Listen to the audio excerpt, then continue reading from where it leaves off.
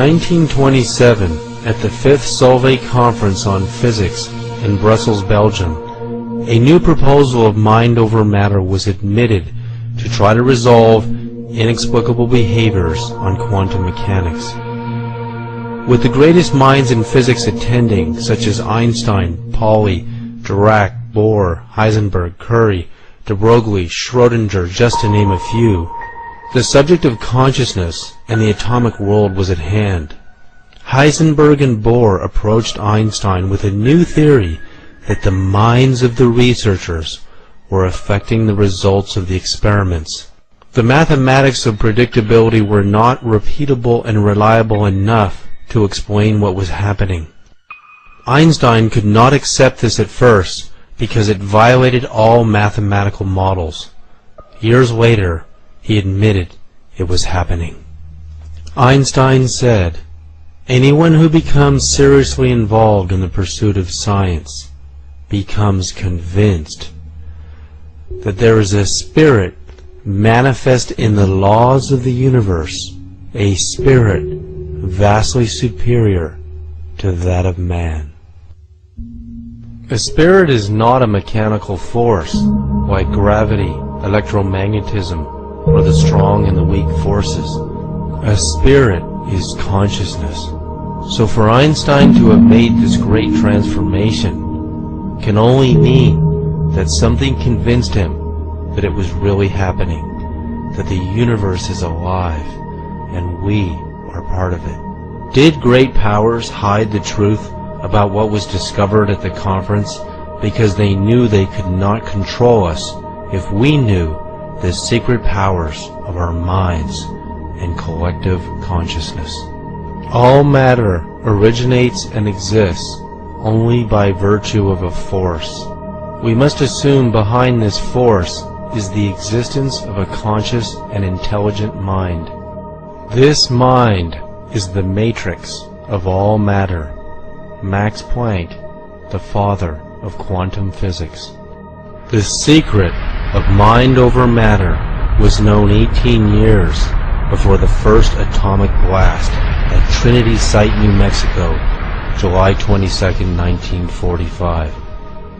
Our current science cannot handle consciousness.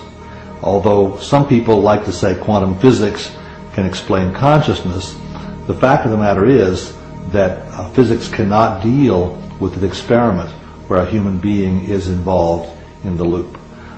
This goes back to the way quantum physics was originally built back in the 19-teens and 20s and 30s.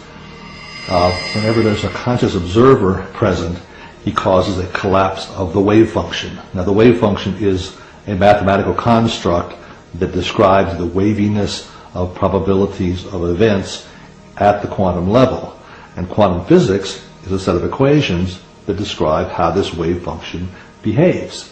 When an observer looks at an experiment, he causes a collapse of this wave function. He destroys information. It basically starts the wave function from zero, and things have to start up again. So an observer right now has a chaotic effect in trying to describe or explain what goes on when a person is in the loop. Currently, our physics right now is incomplete. We cannot deal with a consciousness affecting other physical objects in an experiment. We just don't know how to deal with it. So what you find is that most physics experiments keep observers out of the loop. They'll put a scientist outside the box. He gets to look in maybe at the end to see what the results were. But because his consciousness collapses the wave function, they don't let him in. It's like a bull in a china shop. He messes up their predictions, and they don't know how to deal with it. We live in a world today where there's a hierarchy of power. There are very powerful people, and there are people with virtually no power at all. What's very important from a biological understanding is every human being is equally powerful in their creative ability to shape the planet. And then you say, well, if everybody is equally powerful, then how did other people gain so much more power? And here's the joke. They didn't gain any power. The reason they became more powerful is they took away the power from us. and that the evolution that we're experiencing right now is to recover that power, because when the entire population is possessing such power, there's more of a likely better resolution and harmony than a world today where only few people are exercising that power. And I really look forward to that evolution when we recover the power we've always had, which means going back and reprogramming our belief systems to own how powerful we are. Human intention can significantly influence the properties of materials and the nature of reality. As early as 1957, Professor Hans Eysenck, then chairman of the psychology department at the University of London, wrote a letter insinuating that there was a gigantic conspiracy involving some 30 major universities all over the world and hundreds of highly respected scientists to silence the truth about what we knew about the powers of human consciousness.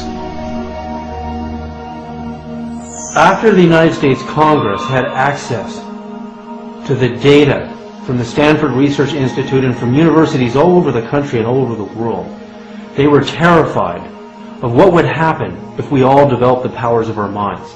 It was clear that we could remote view, we could see into the future and into the past, we could find, missing airplanes and anything you can imagine with our minds. And they actually did a smear campaign with the media to discredit what they had discovered, because they didn't want us to know how powerful our minds really are.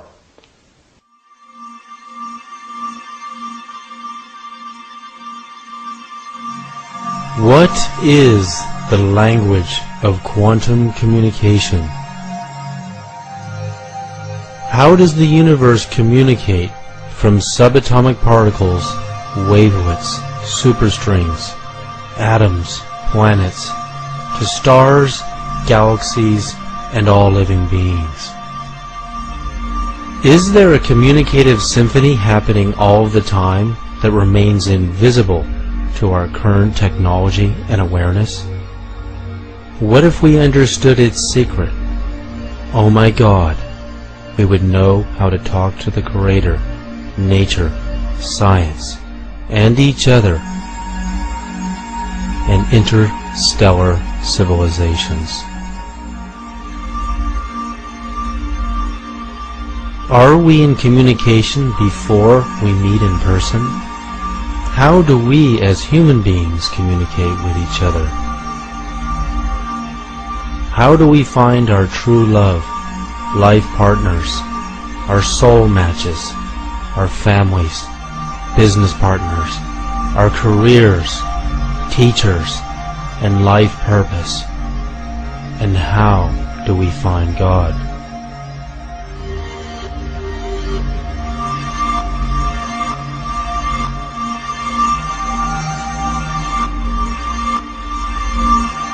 Hey, what's going on? I'm leaving you a message. I'm really starting to get worried that you haven't called me back.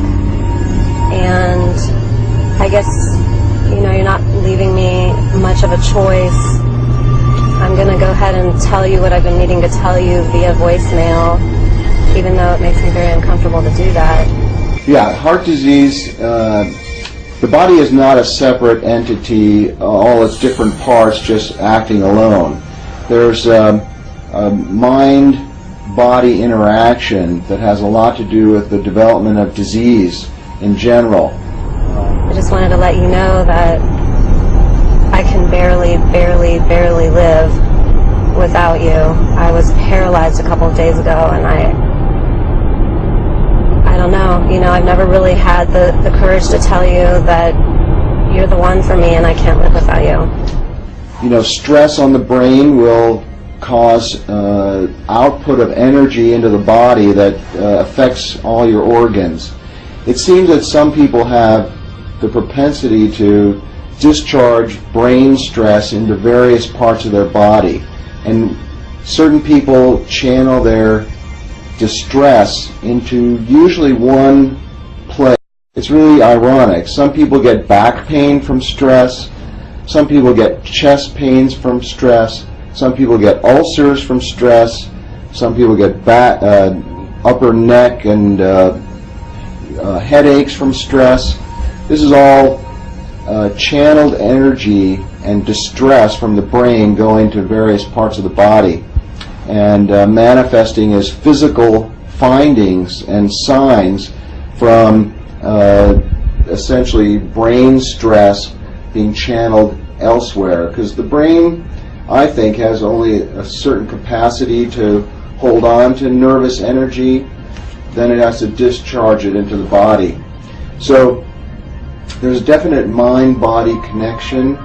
A lot of people channel their stress into their heart, and we know that stress and adrenaline that's produced by stress goes into the heart and can affect the heart in an adverse way that can create abnormal heart rhythms, spasm of the arteries of the heart, and clogging up of the arteries of the heart due to adrenaline causing platelets, which are the blood clotting material in the body, to coagulate. Adrenaline does all that, and in addition to spasm of the arteries. You see, the heart is an electrical organ. It produces by far the strongest source of bioelectricity in our body, up to 40 to 60 times stronger than the second most powerful source, which is the brain. This electrical energy travels through every single cell in our body and, in a sense, kind of binds the cells together. It's strong enough that it even can be detected outside the body, out into space, beyond the skin. It's not an aura that we're measuring when we do this, or anything like subtle energy. What it is very measurable electromagnetic energy, much like radio waves. And what we found is that the heart produces an electromagnetic field that surrounds our entire body in 360 degrees. And then it can be detected about 3 to 4 feet with magnetometers outside the body. Researchers at the Manager Clinic in Kansas say they've detected it 10 to 12 feet. So regardless of how far it goes, what's interesting is that we produce this electromagnetic field that can be detected. It can be measured with sensitive mainstream medical equipment. The human nervous system is an electrical energy system where positive and negative ions flow. We can even measure the surface electrical activity of the body at the fingertips using a simple voltage meter in the millivolt setting. Most human beings have far less than 1 volt total, regardless of where we measure along the body. The numbers oscillate due to the numerous electrical pulses in our nervous system. Testing hundreds of individuals, our study has shown that everyone has different voltages at different moments in their lives. Children tend to test around 1/4 of a volt, while adults can range anywhere between 0.5 and 31/100ths of a volt. If we are less than a 1.5 volt battery, how can we broadcast a powerful energy signature? And how can we hear a message that is meant for us? The greatest mind control experiment the government ever did on us is tell us that our minds are not powerful. In the year 2009, I conducted hundreds of voltmeter tests on the human nervous system from age groups from, literally children to teenagers to middle years into elderly years. I found that all human beings have different millivolt ranges in their nervous system. Our nervous system runs positive and negative ions throughout our body, through our hands and our feet and our chest. Our entire body is being energized by the central nervous system and the autonomic nervous system. People who have medical conditions such as severe depression or nervous system disorders such as MS have millivolt ranges that go between somewhere around 5 and maybe 9 millivolts. Now, to give you a comparison, the average person ranges between 50 or maybe even 30 and 100 millivolts. That's the average person in the average state of consciousness. A millivolt is 1/1000th of a volt. So our body is running between maybe 30 and 100 millivolts optimally. That's when we're really in our optimal range. If there was a way to raise the human body voltage, which is the electricity in our nervous system, to higher levels. That super athletes train to get their nervous systems up to 2 full volts per cell, which is 2,000 millivolts. What will happen to our consciousness? Will it be easier for us to project our thoughts to cooperatively affect our reality? Will it be easier for us to apply a stronger signal to the law of attraction? Think of a radio. You know, you're trying to listen to your favorite song on the radio, and you can barely hear it because your radio doesn't have enough power. Well, your body is like a radio transmitter receiver. If you don't have enough energy in your system and you're trying to send thoughts out into the universe to cooperatively affect your reality, to attract your soulmate, to attract a business idea, to become more creative, and you don't have enough power in your nervous system, the chances of you manifesting your reality the way you want it to be are going to be much lower. So you need to increase your energy levels first, which you can do by meditation, and you can also do by using, technologies like we're talking about here. Doing a simple experiment. When we get a weak signal on the radio and we place our hands on the antenna, the signal mysteriously improves.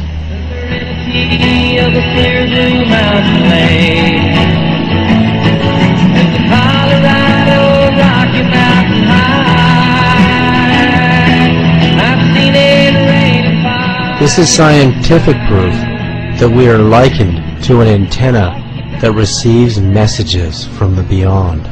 Our future soul match might be trying to broadcast us a message, but if we are not tuned, we will not hear what they are trying to tell us. You either need more power or a more finely tuned radio.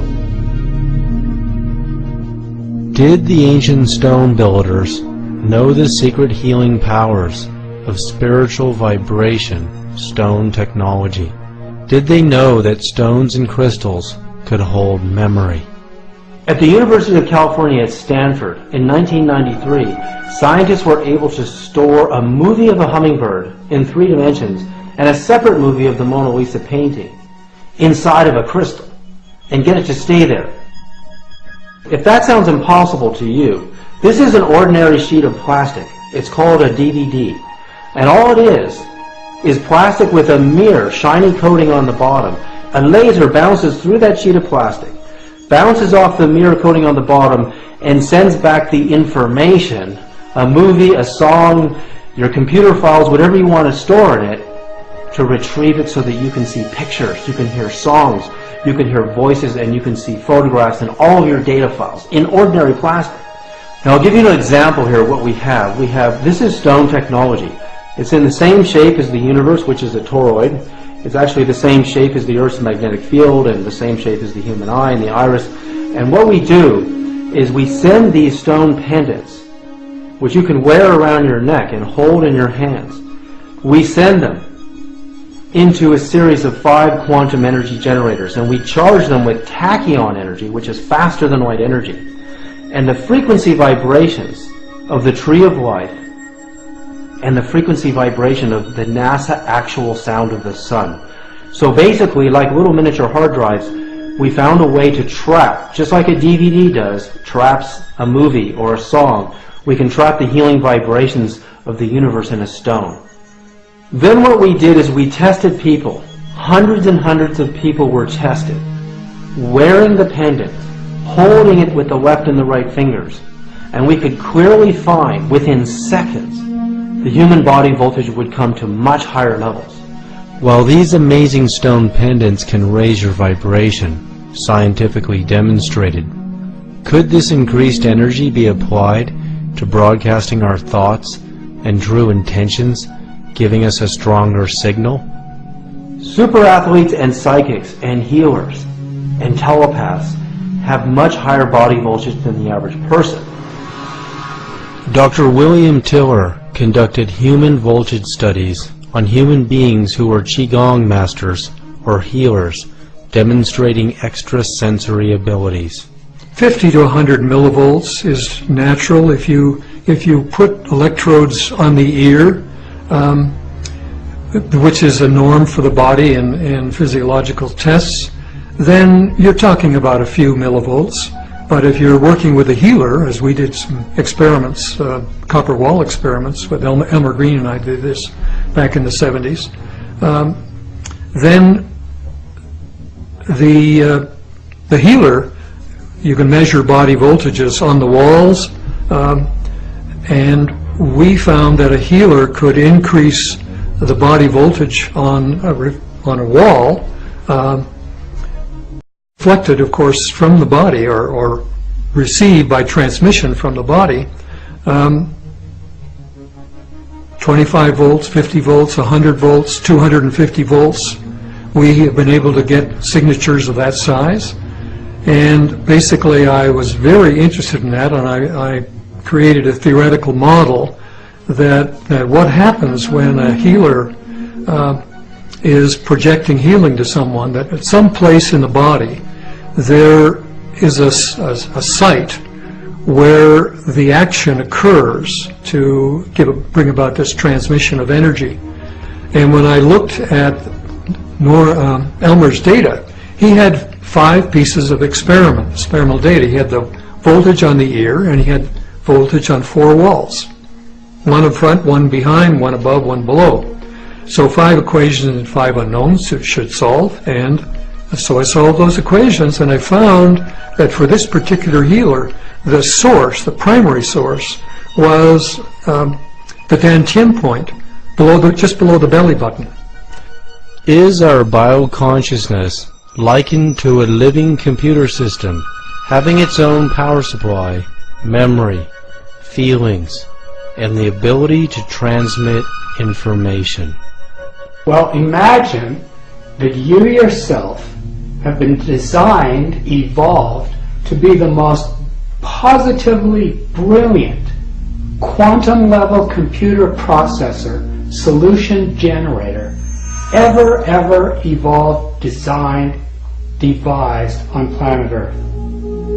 The huge problem is that over the course of us growing up, most of us have taken on a whole series of computer viruses.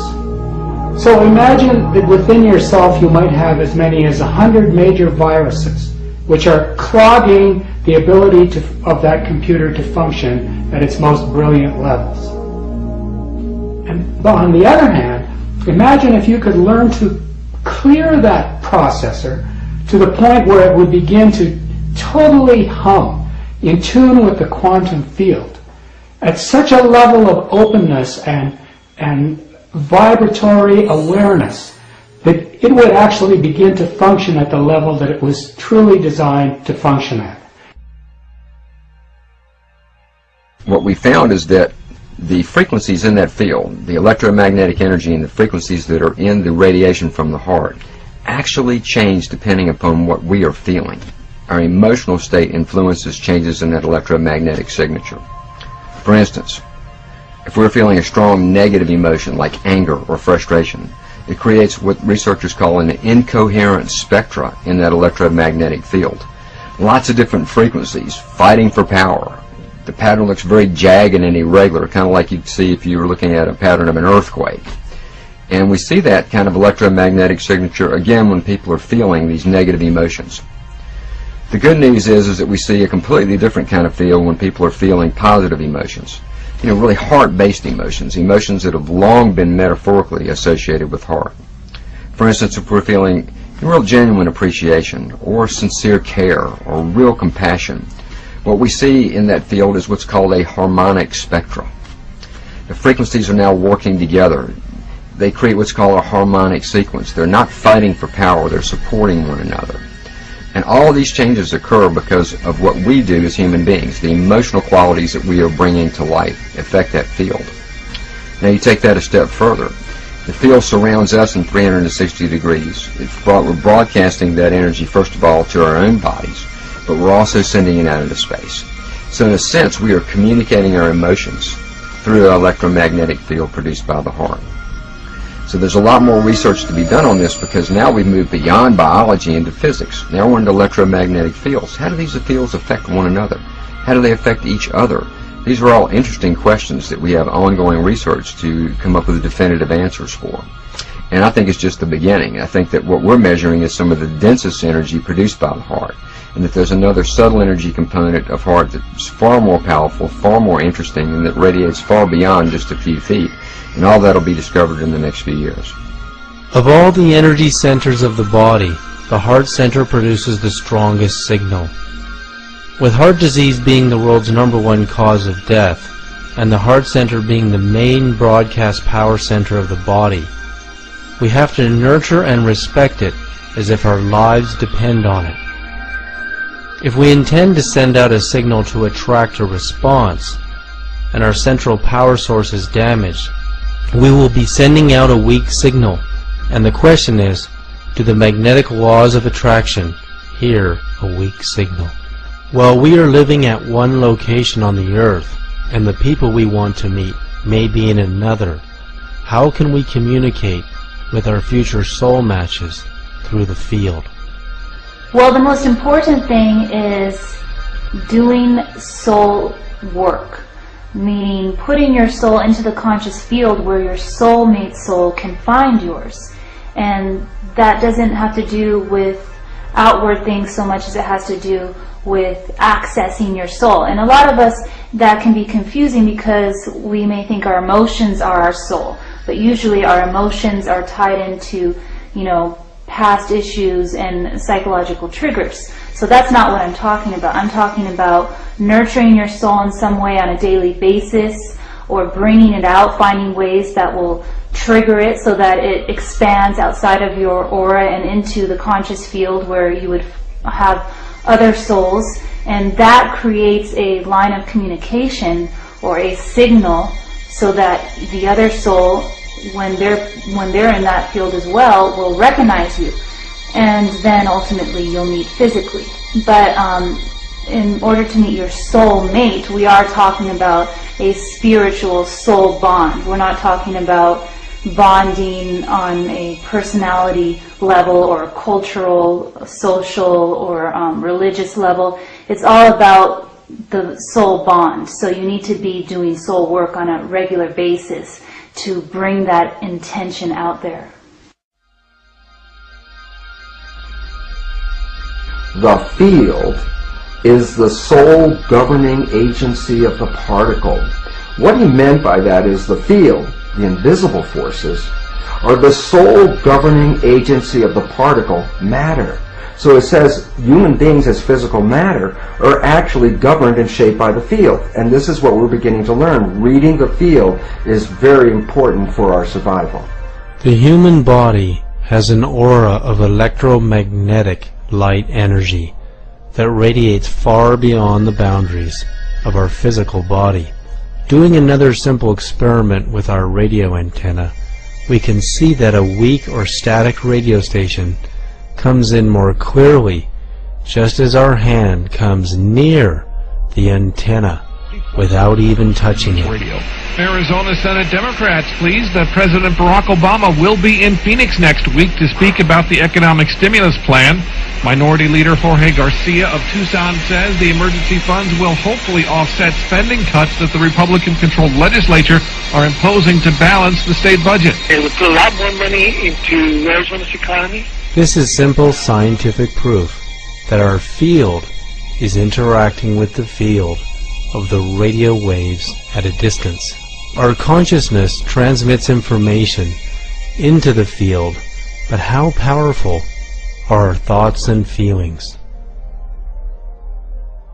It's important to clear your field so that you are creating a very intentional signal. By that, one of the things is not dating or having flings, not holding on to semi-relationships that have your foot in, one foot in and 1 foot out. You want to clear all of that because that will actually create confusion in the line of communication. It'll make it like static. And it will also bring people around you that can misguide you, or you may think that they're the ones, but it'll be confusing you because you're sending mixed messages. So they may be partially what you want, but they're not in fact your true soulmate because you're sending out mixed messages about what you want.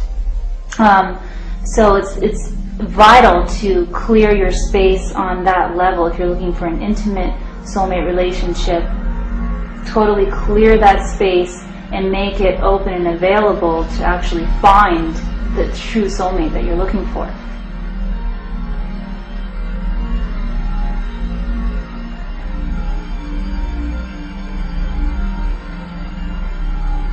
As all 7 of our body's energy centers send out living light waves of different frequencies and amplitudes, they are also sending out our personal information. This means our inner spiritual architecture represents a personal signature of our knowledge, experiences, desires, feelings, true intentions, and deepest thoughts. This signature will be met with a response, whether we are conscious of it or not. One of the ways to understand the mystery of attraction, the mystery of what pulls some people together, why one woman will turn a man on and that same woman will not turn another, why one man will just make a woman open up in feelings of love, and that same man will be nice to another woman, but she doesn't have those same feelings to her. There's an actual dynamic between the different energy centers in the body. If we look at the 7 basic energy centers, they're like circuits in the body.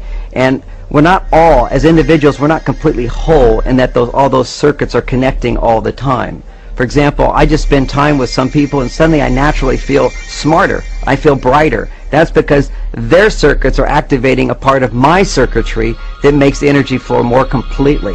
Often people go to a spiritual teacher and they'll put them on a pedestal because just in the presence of that person they feel so spiritually more awakened. One of the higher centers starts to open. Well, it's not that that person sitting there would have that effect on everyone, nor does that person necessarily have all their circuits together at all. It's just that they happen to have 1 or 2 circuits that are open that complete another person.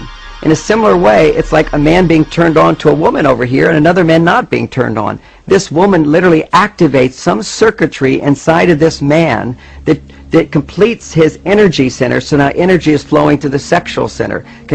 There's always been known in the past the muse. The muse would inspire the writer. If he didn't have the muse, that little circuitry that allows him to express what's inside of him simply couldn't be connected. So that's what the muse does. So in a variety of situations, our relationships activate certain circuits inside of ourselves that connect up the different energy centers. Generally, when we find someone that we're in love with, someone that we want to share our life with, that's what we often call a soulmate. And that's someone who activates the circuits in our heart. They activate us to the eternalness of love. And so when we interact with this person and we're open, not when we're shut down, but when we're open, we feel this part of us that can love them forever and wants to love them forever. And that's what we often define as a soulmate. They may not be the one that opens our mind or opens our sense of creativity or gives us confidence. They're going to be the one that opens our heart.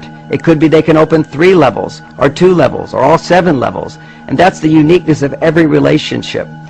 Never look for perfection in a person, but to know that the perfect relationship for us is someone who stimulates in us, when we're feeling centered, they stimulate within us a feeling, a knowing that this is a person I'd like to share my life with. In their presence, I become a better person. The people we meet and the spiritual experiences we attract by coincidences may not actually be coincidences. They may be the results of our personal broadcasting. So when you want to make contact with your soulmate in the conscious field before actually meeting them in person, it's when you're actually doing your soul work on a daily basis that you want to put those intentions and feelings into the field. What I mean is, like during meditation or prayer, you want to put the feeling tone of wanting to meet your soulmate into that space. Or if you're writing about your inner emotions and desires, you want to put that feeling tone there. Or if you're just nurturing yourself, put the feeling tone of having a soulmate relationship in that space, in that soul work space, which will go into the conscious field. What you don't want to do is put preconceived ideas into that space about what your soulmate looks like, who they are, all those things, you know, it has to do with control. And when you're really ready for your soulmate, you're ready to let go of your control, because a soulmate is in fact a soul bond. It doesn't have to do with all those outward, you know, conditions or ideas. It has mostly to do with that soul connection. So that's why I say you put the feeling tone in that special space more than anything. As human beings, each one of us is characterized by our own vibrational frequency, which is a reflection of the proteins in creating our biology. The significance is that as individuals with individual frequencies, there are some people whose frequencies are more complementary or more matching than other individuals whose frequencies are quite different. The relevance to this is that matching frequencies or complementary frequencies interact with each other and actually, in the terms of physics, interfere with each other. And as two very closely related frequencies come together, their interference patterns result in an enhancement of the field itself, a powering of that field. So this is called constructive interference, and allows two individuals that are closely related to communicate across this field. The most characteristic and easily understood communication is that usually occurs between a mother and her child, which are of course very much connected to each other. And in fact, the child has cells from the mother in it because of the developmental processes that occur during fetal development. And more importantly, the mother has stem cells from her child in her body as a result of fetal development as well, so that both the mother and the child are actually sharing cells with the same receptor frequencies on them. And as a result, and this is very interesting because mothers will report this, that they will know if something is wrong with their child no matter where their child is on the planet. That this is a very, very common experience, that if a child is hurt, a mother will know this even if she's on the other side of the planet. This is just a demonstration of the fact that the communication between individuals can be picked up through this vibrational field, and specifically through the receptors of identity on the surfaces of our cells. Well, the significance of that is it doesn't have to be your own child. It's people that you actually complement with out in the field can communicate across these distances. And very interestingly enough, when people come together as couples and are together long enough, they can actually begin to use this field as communication mechanism without even using words. So it's very funny sometimes to hear a couple that has been together for a very long time communicate with each other with totally incomplete sentences with no subjects or verbs, and yet both of them understanding the communication while an outside party has no idea what they're talking about. And that is because we have two levels of communication, the field and via the particle, via the body. So it's interesting that we're now beginning to recognize the fields in effect, and this is very, very critical for both our communal organization as well as our own physiological expression, to recognize the power of the vibrations and how they can influence our own biology. Brainwaves are indicative of consciousness, and consciousness can travel as a wave. These waves can be reduced to numerical values of wave particles, amplitudes, frequencies, spin, codes, and information. Professional numerologists study these numbers and codes. They study the numerical values of the position of the stars and the planets at the time and date of our birth location, and our name. Is it possible for advanced numerology to determine our relationships and possible future outcomes?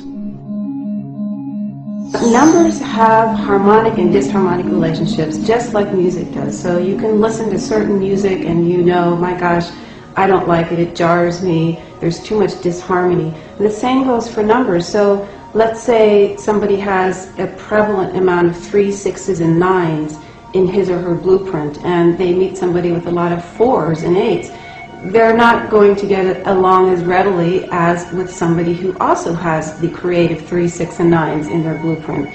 So you can see, and in the same way, there are certain numbers that are magnetically attracted to each other.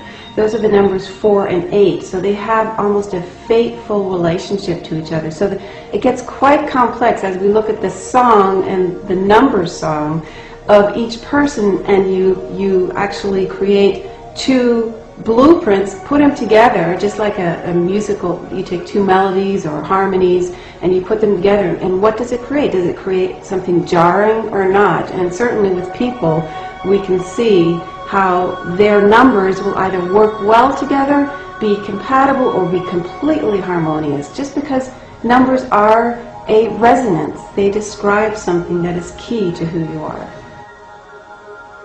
Your soul energy is a unique signal that is broadcast into a field where your soulmate's soul energy is being broadcast as well. So that is where your souls are bonded when you have a soulmate, and that's where you're already having a relationship with your soulmate, whether you're aware of it or not. And whether you're aware of your soul desires and feelings, or if you're not, is irrelevant, because you're already bonded with your soulmate on that level. And the goal is to become aware of yourself on that level so that you can broadcast your soul into the conscious field where your soulmate can do the same, and that will trigger and speed up the process of finding your soulmate in a physical plane, so that you actually are meeting them and are able to have a relationship on a day-to-day basis. Our DNA represents our entire genetic blueprint. It is here that everything about us is represented by letters in the DNA matrix code language. Our destiny appears fixed because of this unshakable blueprint. Dr. Fritz Albert Popp, the discoverer of biophotons in 1976, proved the origin of these human light emissions are emanating from our DNA, the core reactor from where we are broadcasting our personal energy signature. Dr. Bruce Lipton has made a revolutionary discovery that first proved that the DNA nucleus is not the brain of the cell. Rather, the intelligence center of the cell is the membrane. The membrane receives signals from our consciousness and writes the DNA code. For the first time in history, Dr. Bruce Lipton is proving that we can actually reprogram our DNA if we are dissatisfied with our blueprint, and broadcast a new message about ourselves to the universe. The fact is that the cell membrane of the human cell actually is an information processor. And what I ultimately realized in 1985 was that that processor had a very interesting and important definition. The definition of the membrane is it's a liquid crystal semiconductor with gates and channels. When I recognized this biochemical description in 1985, I was very much amused by it, because I said I've heard that exact same definition somewhere else, and actually had to go search for where I heard it or found it. And what I saw was I read it in a book called Understanding Your Microprocessor, a simpleton book about how to use a computer. Basically, the definition, liquid crystal semiconductor with gates and channels, is the exact same definition of a computer chip. What this all led to was a very simple and yet very profound understanding. The cell is an information processor because the membrane reads the environment and adjusts the biology. The nucleus of the cell with its genes represents a hard disk, and the genes are programs. Our old belief system is that the nucleus and its programs were read-only memory, so that whatever the genes are, that would be our fate. However, the new insights offered revealed that the nucleus of the cell was not read-only, it was actually read-write.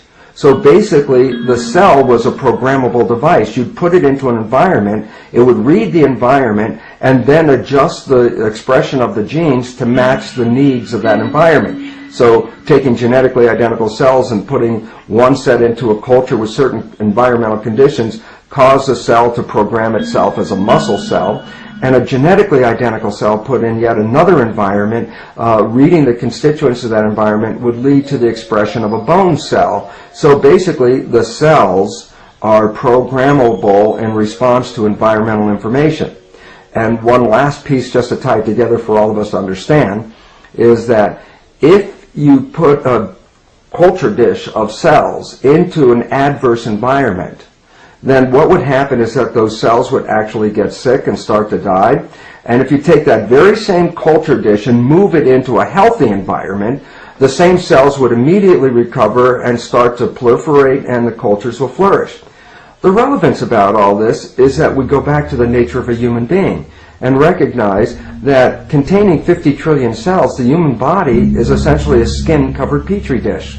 If you take your human petri dish body and put it into an adverse environment, it will cause the cells to get sick and to actually begin to die. And yet if you take that same skin-covered body and put it into a healthy environment, the cells will rapidly recover and begin to flourish again. So the important reality is that our state of health or disease is really a reflection of the environment that we live in and the environment that we perceive.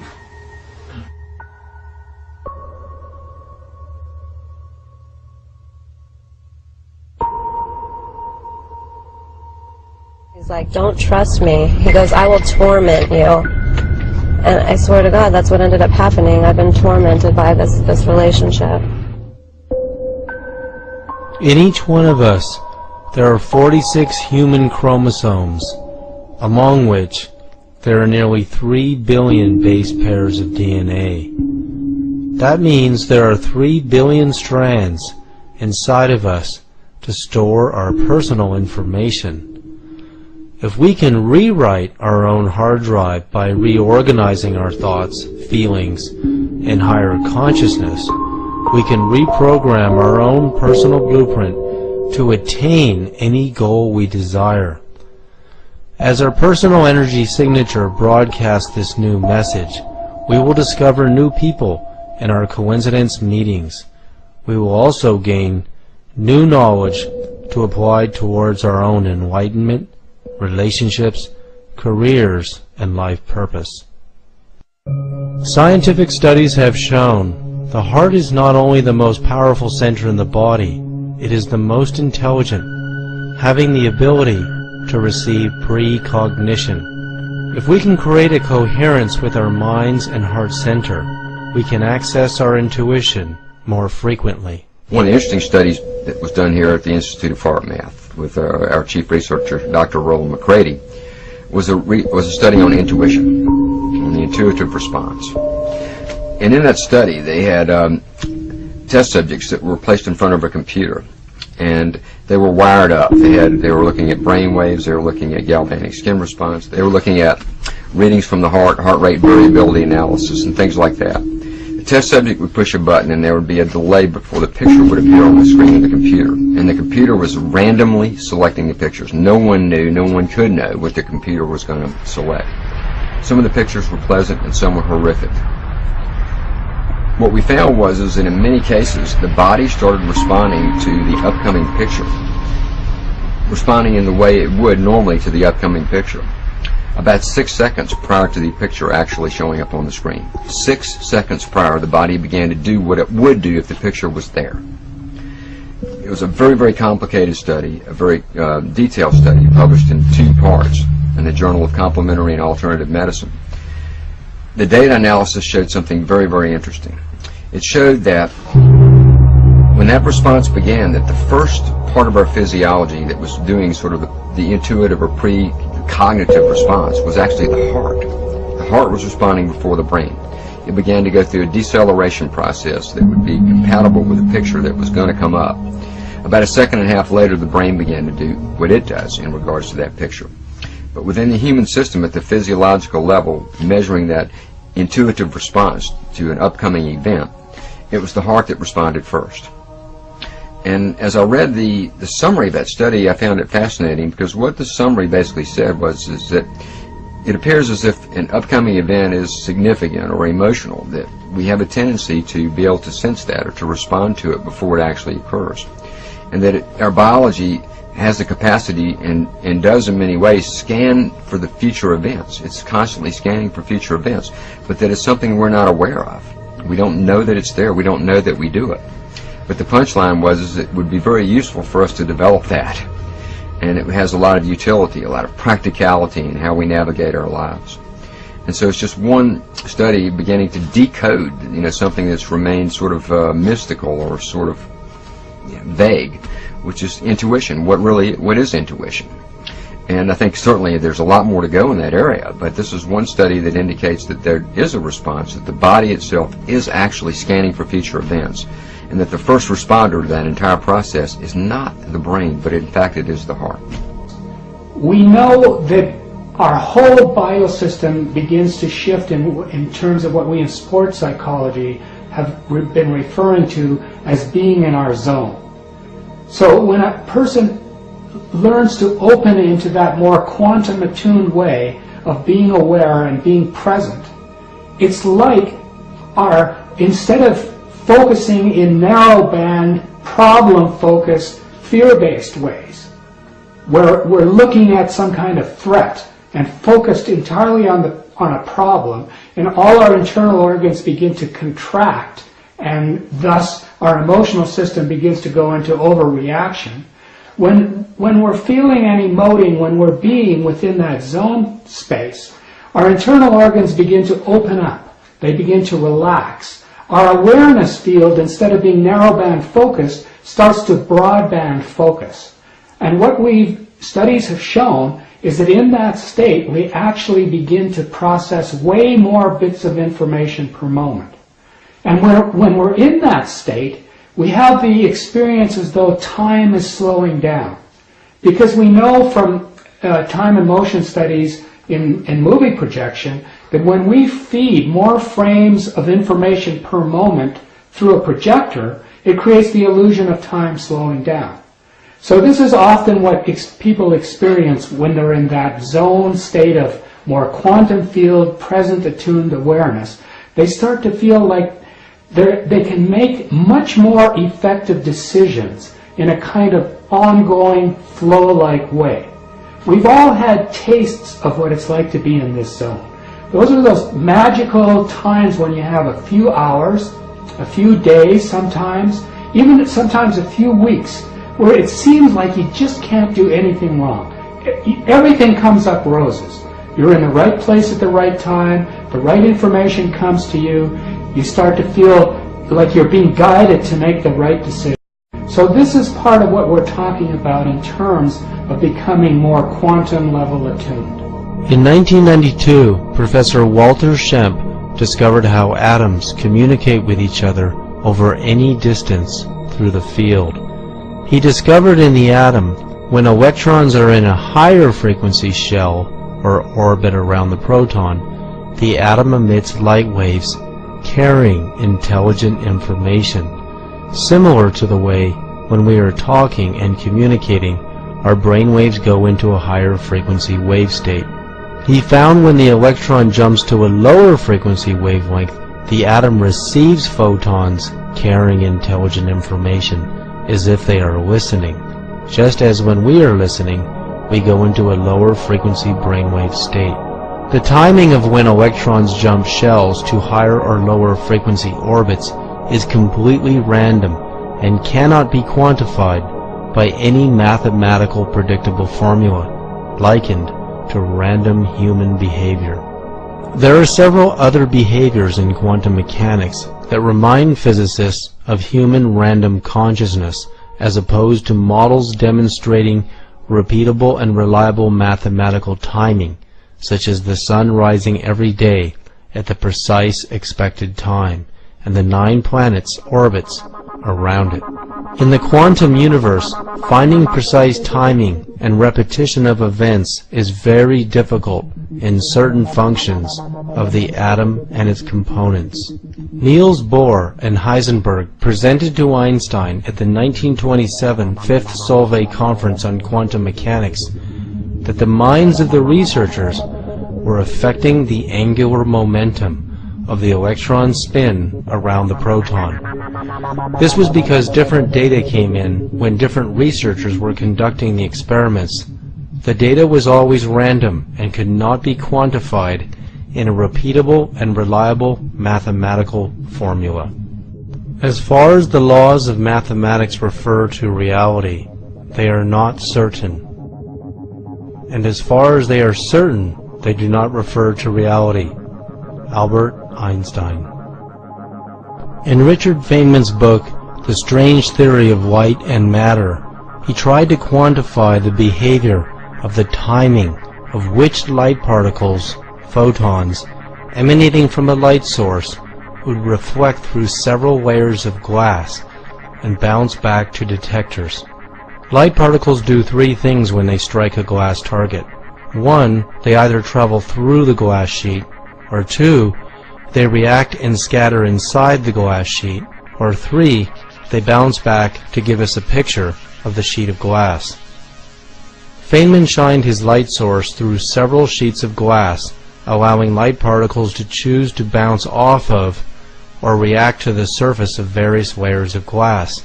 He wanted to see if there was a quantifiable formula for which photons would bounce back and which ones would travel through the glass or penetrate deeper and bounce off another sheet of glass or scatter and react inside of it, or deeper yet, travel through all the sheets of glass.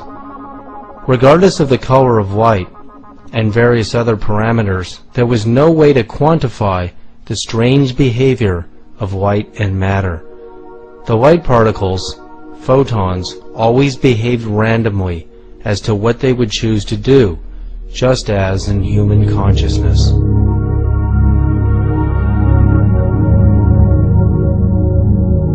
Could human intention be so powerful that it could tell particles of light, photons, to penetrate through several layers of glass and even solid barriers?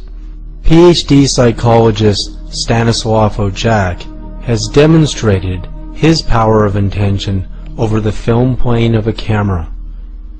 His intention is so powerful, he found he can cause a photograph to appear while the lens cap on the camera is blocking the lens and the film plane from receiving light. He has done this hundreds of times. He has also been able to take pictures with film and cause invisible spiritual phenomena to appear. His film and photographs were analyzed by Kodak Film Laboratories to be authentic and not caused by double exposures or trick photography. Several abnormalities that began to occur in the photographs. People became transparent or they disappeared, light aberrations, and then entities which appear to be human-like in some form, but not as we would say it was definitely humanoid. And these aberrations went on. So over a period of about 4 years, it's 74 to, it's longer than that, 74 to 1981, accumulated over 5,000 photographs with a 22% anomalous factor in regards to that. As Stanislav Ojak took mystical photographs of the 1972 Seals and Crofts concert, a large luminous face appears overlooking the band on stage with Cher. Then what appeared to be a band of divine beings of light pointing and perhaps even dancing to their music gazed into our world without us ever even knowing it. Could beings of light and even angels have listened to the spiritual music of Seals, Croft, and Cher? Could such beings have even inspired their music to be born? He took pictures with the lens cap on the camera, so that the radiations that eventually were registered on the film went right through the lens cap, and the lens cap will block electromagnetic radiations. So it definitely was different radiations than electromagnetism, and that's why I've called these things subtle energies. Doesn't mean they're weak, it means they're subtle in the sense that they're very different from the energies associated with the four fundamental forces that we know from orthodox science. Dr. Claude Swanson's synchronized universe model may help explain how we can see into the invisible dimensions of the universe and explain visions and apparitions, and how we can interact with those dimensions, but more importantly, to prove that they are part of our reality. I developed what I call the synchronized universe model as a way of trying to expand current physics to account for a lot of these psychic phenomena, paranormal phenomena. Besides the types of things we've been talking about, which involve communication psychically and affecting things at a distance, you also have other abilities that the yogis have demonstrated, that certain adepts in China, the Qigong masters, have demonstrated, things like walking through walls, levitation, teleportation, things that in the West we laugh at and we call them science fiction, and yet there are people who have demonstrated reliable abilities to produce these effects. So our science needs to be able to account for how this is possible. And the synchronized universe model says basically that matter is not what we thought it was. They're not like little billiard balls or even little quantum points moving around, that when we say there's a particle at some place, it's a solid matter, what that really involves is an energy exchange between that charge or that particle and all the other particles in the universe. That things are moving very rapidly on a very small scale. This is a scale smaller than the size of the electron, down to more like the Planck scale, which is the basic smallest scale that physics tries to describe. At that scale, there's a synchronization that has to happen, that particles only see each other when their velocities are lined up with each other. In other words, at a very small scale, all the particles are moving very rapidly at the speed of light. So in this system, at a very small scale, and this is part of what we have special relativity, part of our current physics, at very high speeds, a particle only can kind of look in the direction that it's traveling. So if it emits a photon, it has to be in the direction that it's traveling at that instant. Off in the distance would be some other particle. If they're going to interact mutually back and forth, that particle also has to have a velocity lined up with the first one. So the primary interactions at this very small scale would involve particles with velocities that are aligned at that moment of interaction. A moment later, their velocities have changed because they received an impulse from one another. And what this leads to is the only stable solution of this system is when the particles end up being synchronized with each other. The ones that interact consistently on the average over time are the ones that take on little orbits at very small scale, down to Planck level, which are synchronized. You could have many, many other systems of particles that have some other synchronization, either a different frequency of oscillation or a different phase, so they're in some other part of their orbit, so they're looking in a different direction.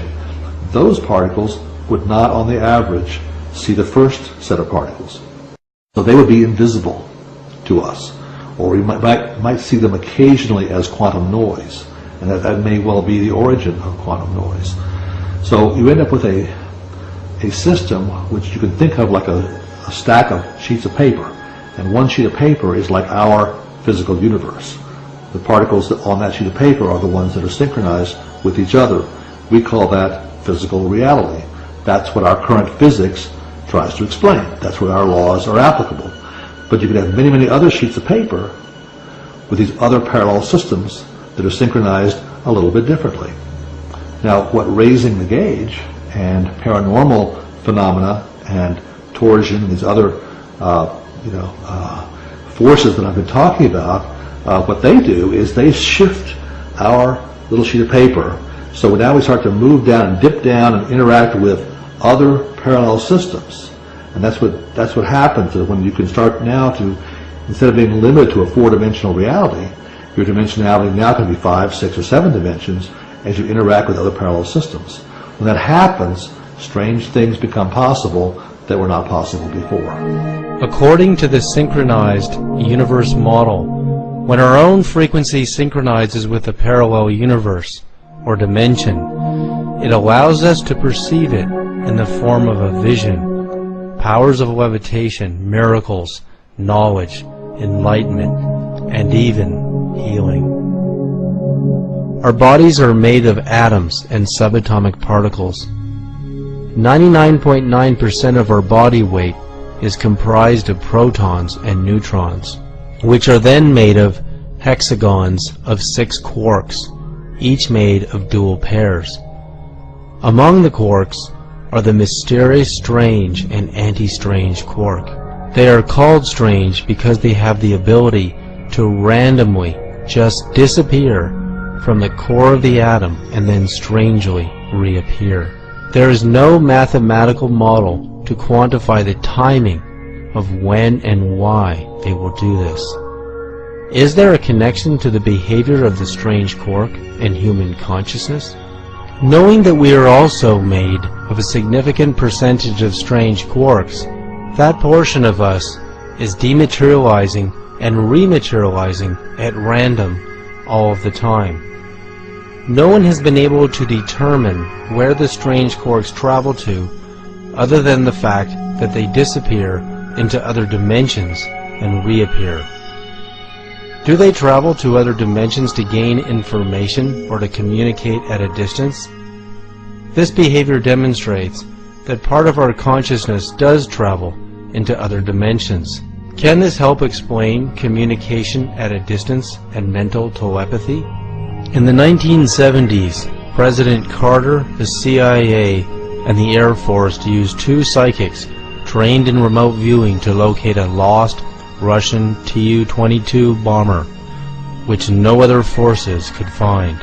The remote viewers gave blind latitude-longitude coordinates that led Air Force officials to point their satellite cameras deep into the jungles of Africa, precisely where the Russian Tu-22 had crashed. The significance of the case where Carter talks about how remote viewers were used to find the missing bomber that had gone down in the jungle shows that remote viewing can be very accurate and can be useful. Now his comments about the case were a little bit of an oversimplification. There was more than one remote viewer actually involved. They do it several times to check one another. But the fact is that remote viewing, number one, can be very accurate, and number two, was really used for important cases over an extended period of time. And even though they claim that it's finished and there's no more remote viewing going on, that's what they said before they admitted that this program was there too. So you can make your own conclusions about that. The point is that consciousness really can be used to give us information that might otherwise be unobtainable. Later, in 1979, Congressman Charles Rose, then chairman of the House Subcommittee on Intelligence Evaluation, reviewed the U.S. government's secret psychic spy program. He then warned that if the Russians had this ability and we didn't pursue it further, we would be in serious trouble. Well, there's certainly plenty of evidence that the out-of-body programs were going on, the remote viewing programs were going on. What has been made public is the 20-year remote viewing program that was started by the CIA in the 70s that physicist Hal Puthoff and a couple of the people started, and they found out from their early experiments they could go into laboratories in Russia. One of the first laboratories was at Semipalatinsk, which the CIA at that time had been unable to look into. They saw a building, large structures, a lot of activity, but they could not tell what it was being used for. And so one of the first successes that started the program was when a man named Pat Price remote viewed the inside of the facility. He saw overhead cranes. He saw overhead cranes moving along overhead outside of the building that had railroad tracks on each side of the building. He saw these huge steel spheres that were being cut with special types of welding techniques. They were foot-thick steel sections of spheres. We had no way of, at that time, of welding such large structures, but they developed a technique to do so. And by using his remote viewing ability, he figured out that these were going to become large underground spheres to capture the energy from explosions. and then use that energy to make a beam weapon. This was part of the Russian beam weapon program.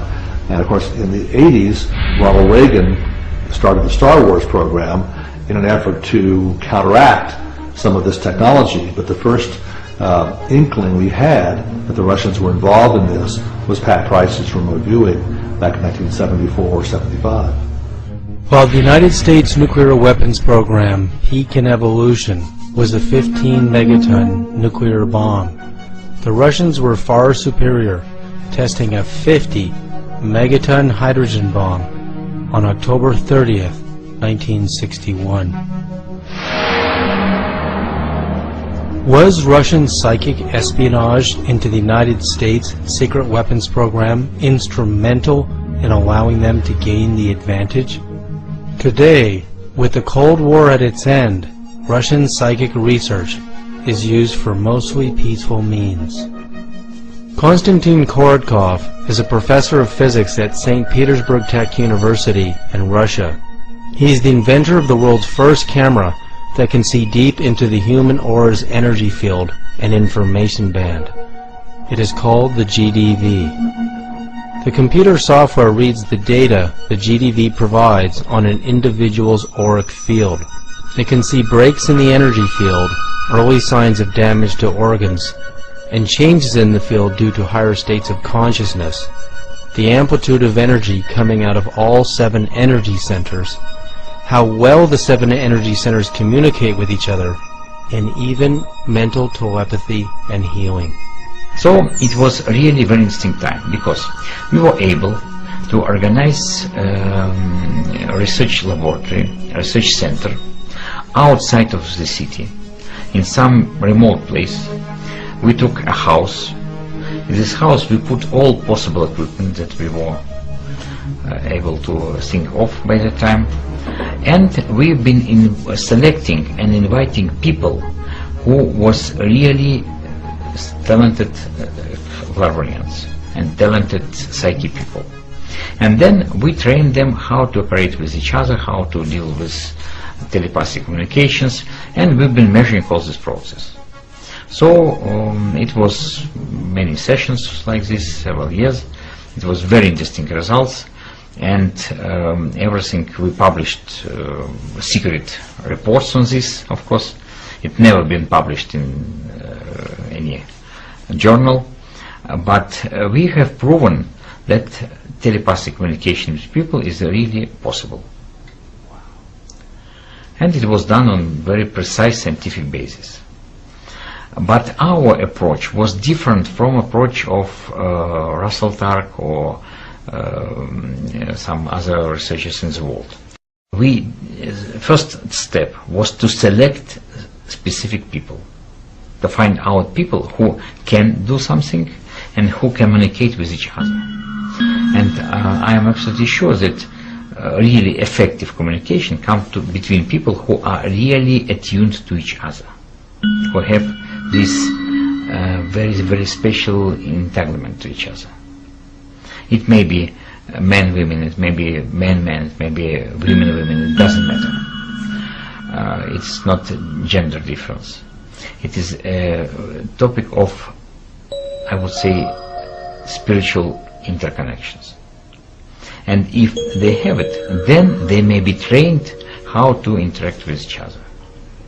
So from our point of view, when we've done these experiments, and we are doing these experiments up till now, it is very important to select people, to train them and attune to each other. Then it may be effective communication. Do we receive messages from others without even knowing it?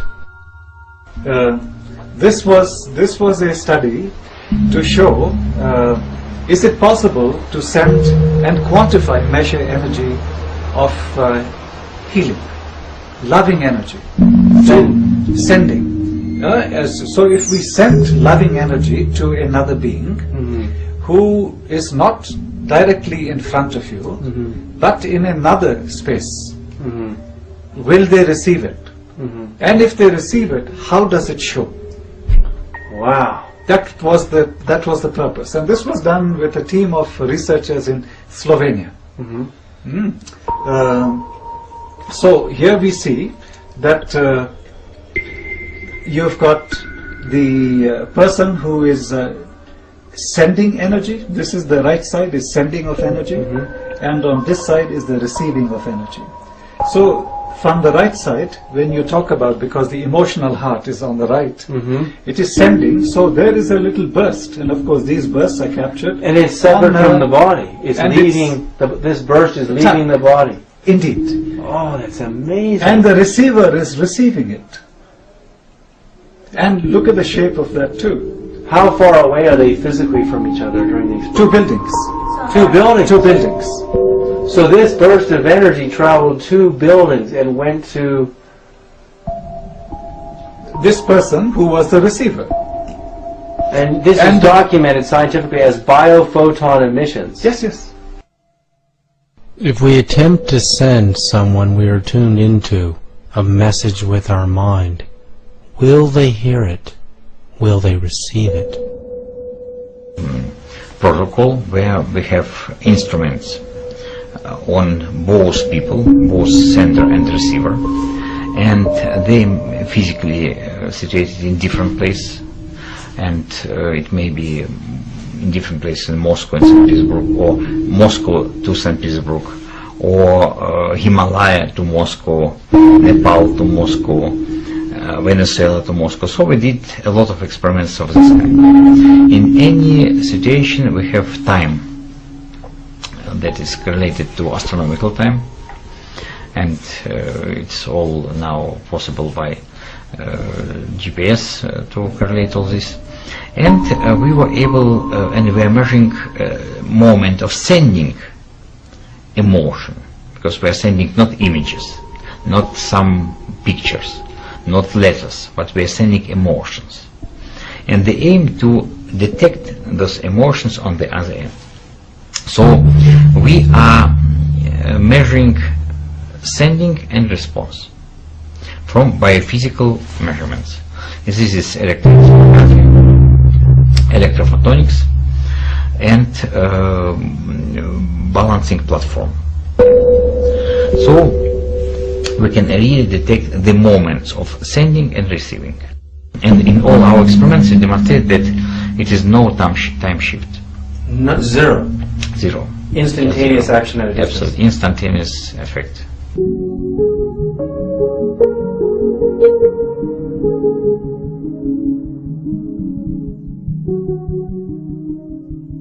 As new science builds a strong case for mental telepathy that is faster than the speed of light, how will this instantaneous communication at a distance change our views and knowledge about how powerful each and every one of us really is?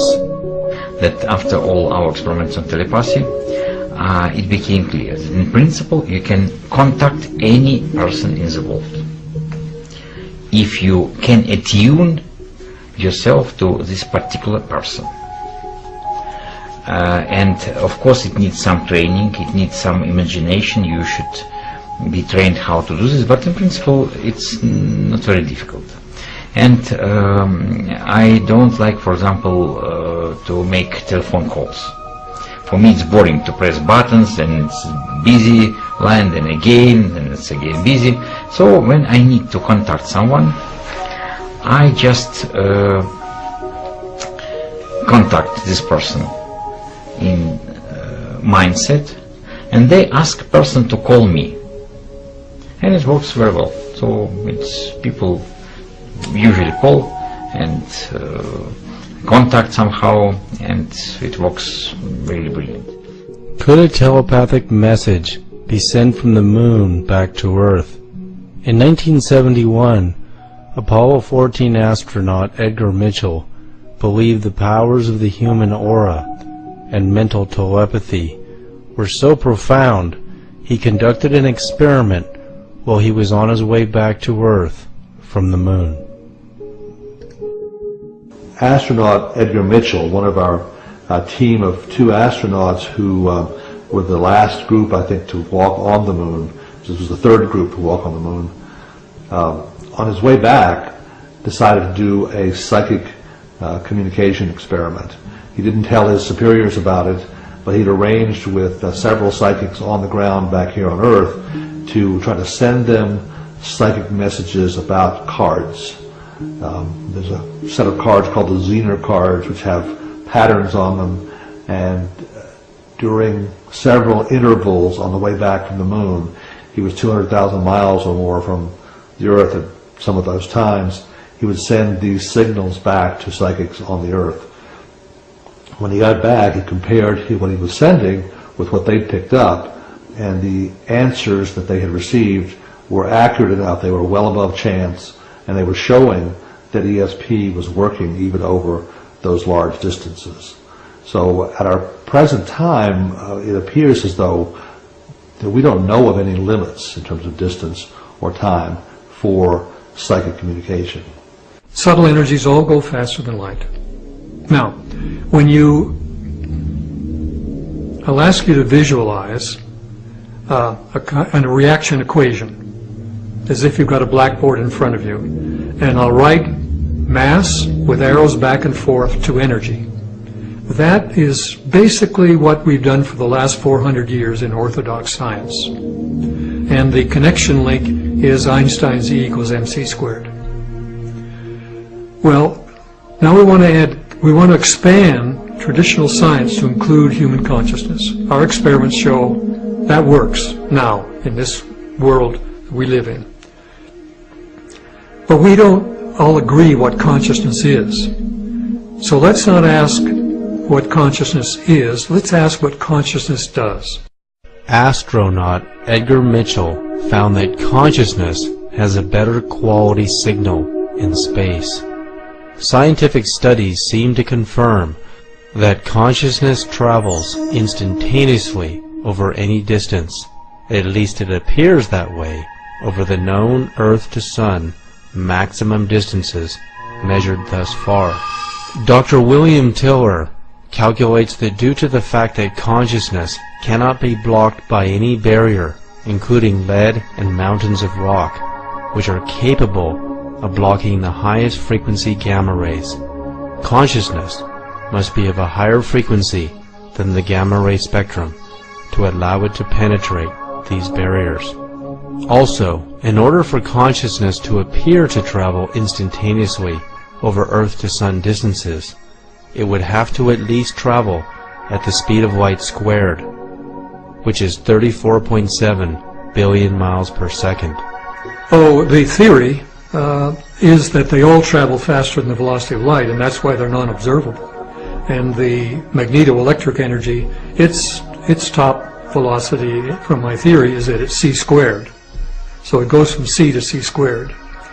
Dr. Tiller's new model of consciousness has multi-dimensions.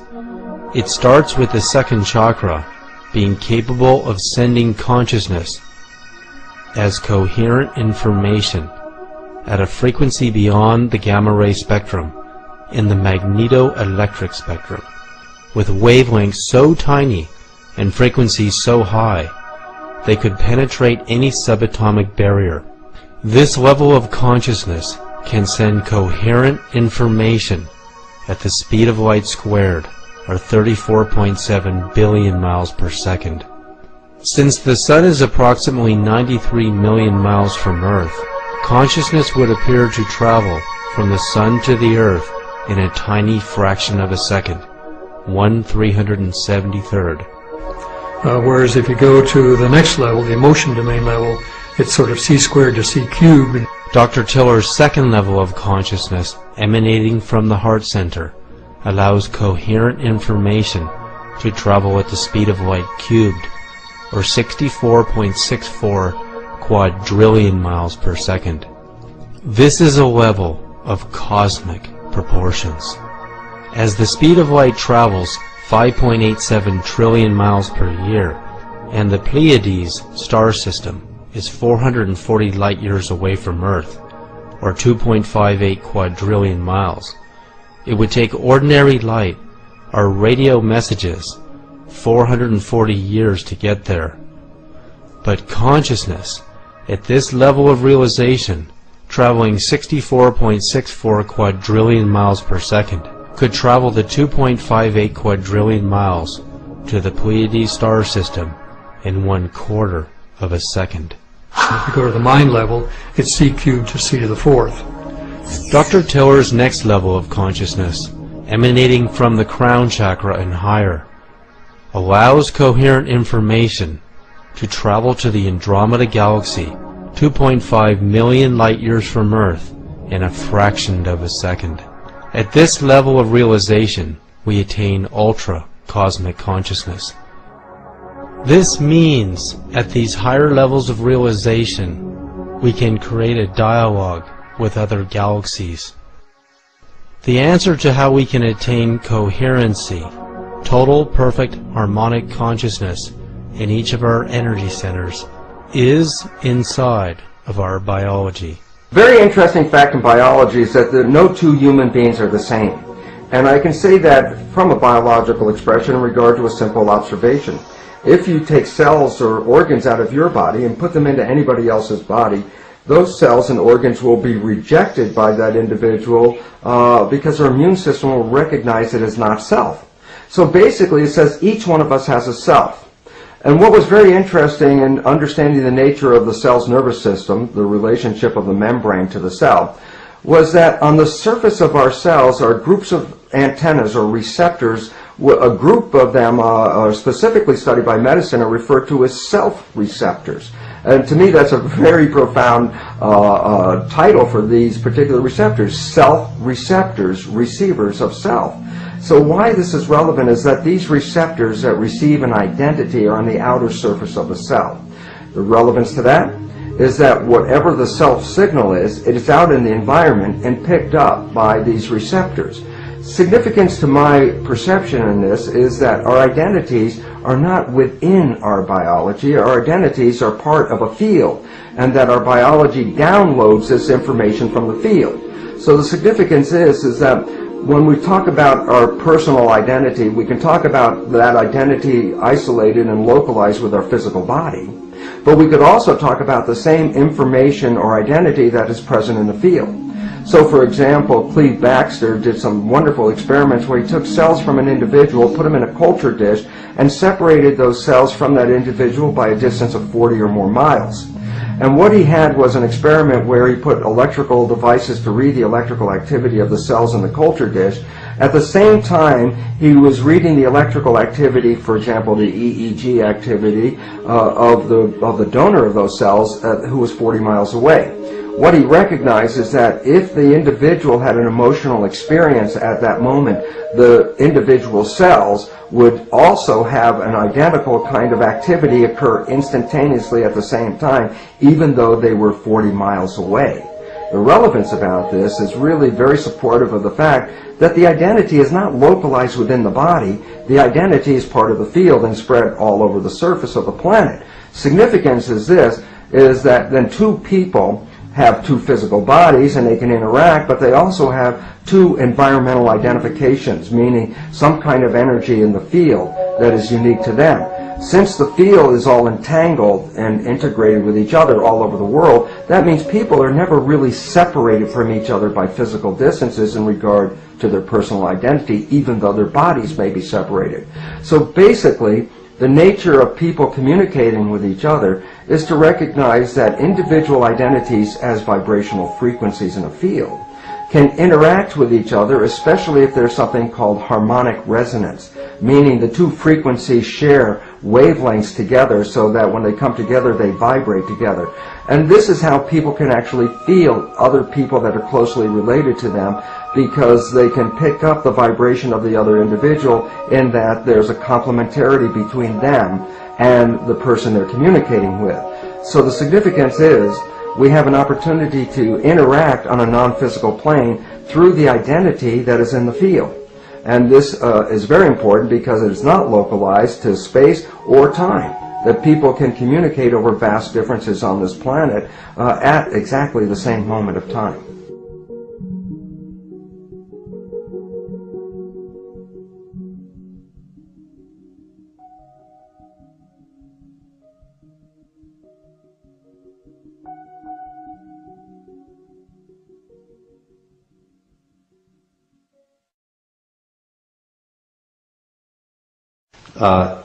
in our current science, there are four basic forces: electromagnetism, gravity, and the strong and the weak forces which occur in the nucleus, and they hold the nucleus of atoms together.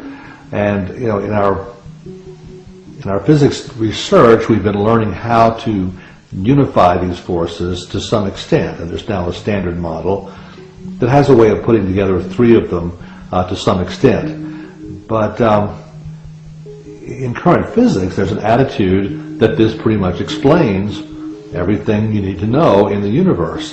Unfortunately, that idea is based on the fact that our knowledge of physics comes from high-energy particle experiments. Scientists take elementary particles and bang them together at high speed, and they watch what happens, and they say, well, that's the universe, okay? That's what we have to explain. And our current model does a pretty good job of explaining that. What they've overlooked are a lot of other phenomena that they don't tend to study.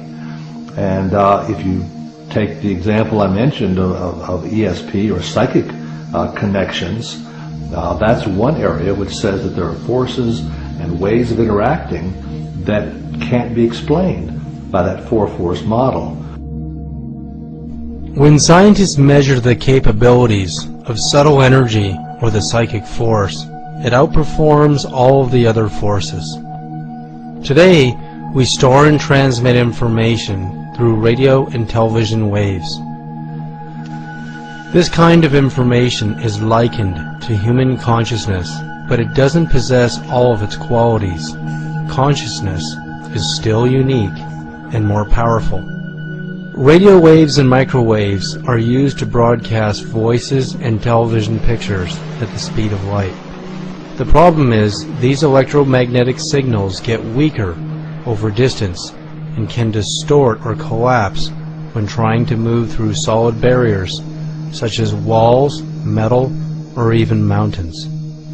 After conducting hundreds of tests, scientists have discovered that subtle energy, the psychic force, is capable of penetrating any dimension, barrier, or distance with no loss in signal quality, even through vast distances in space.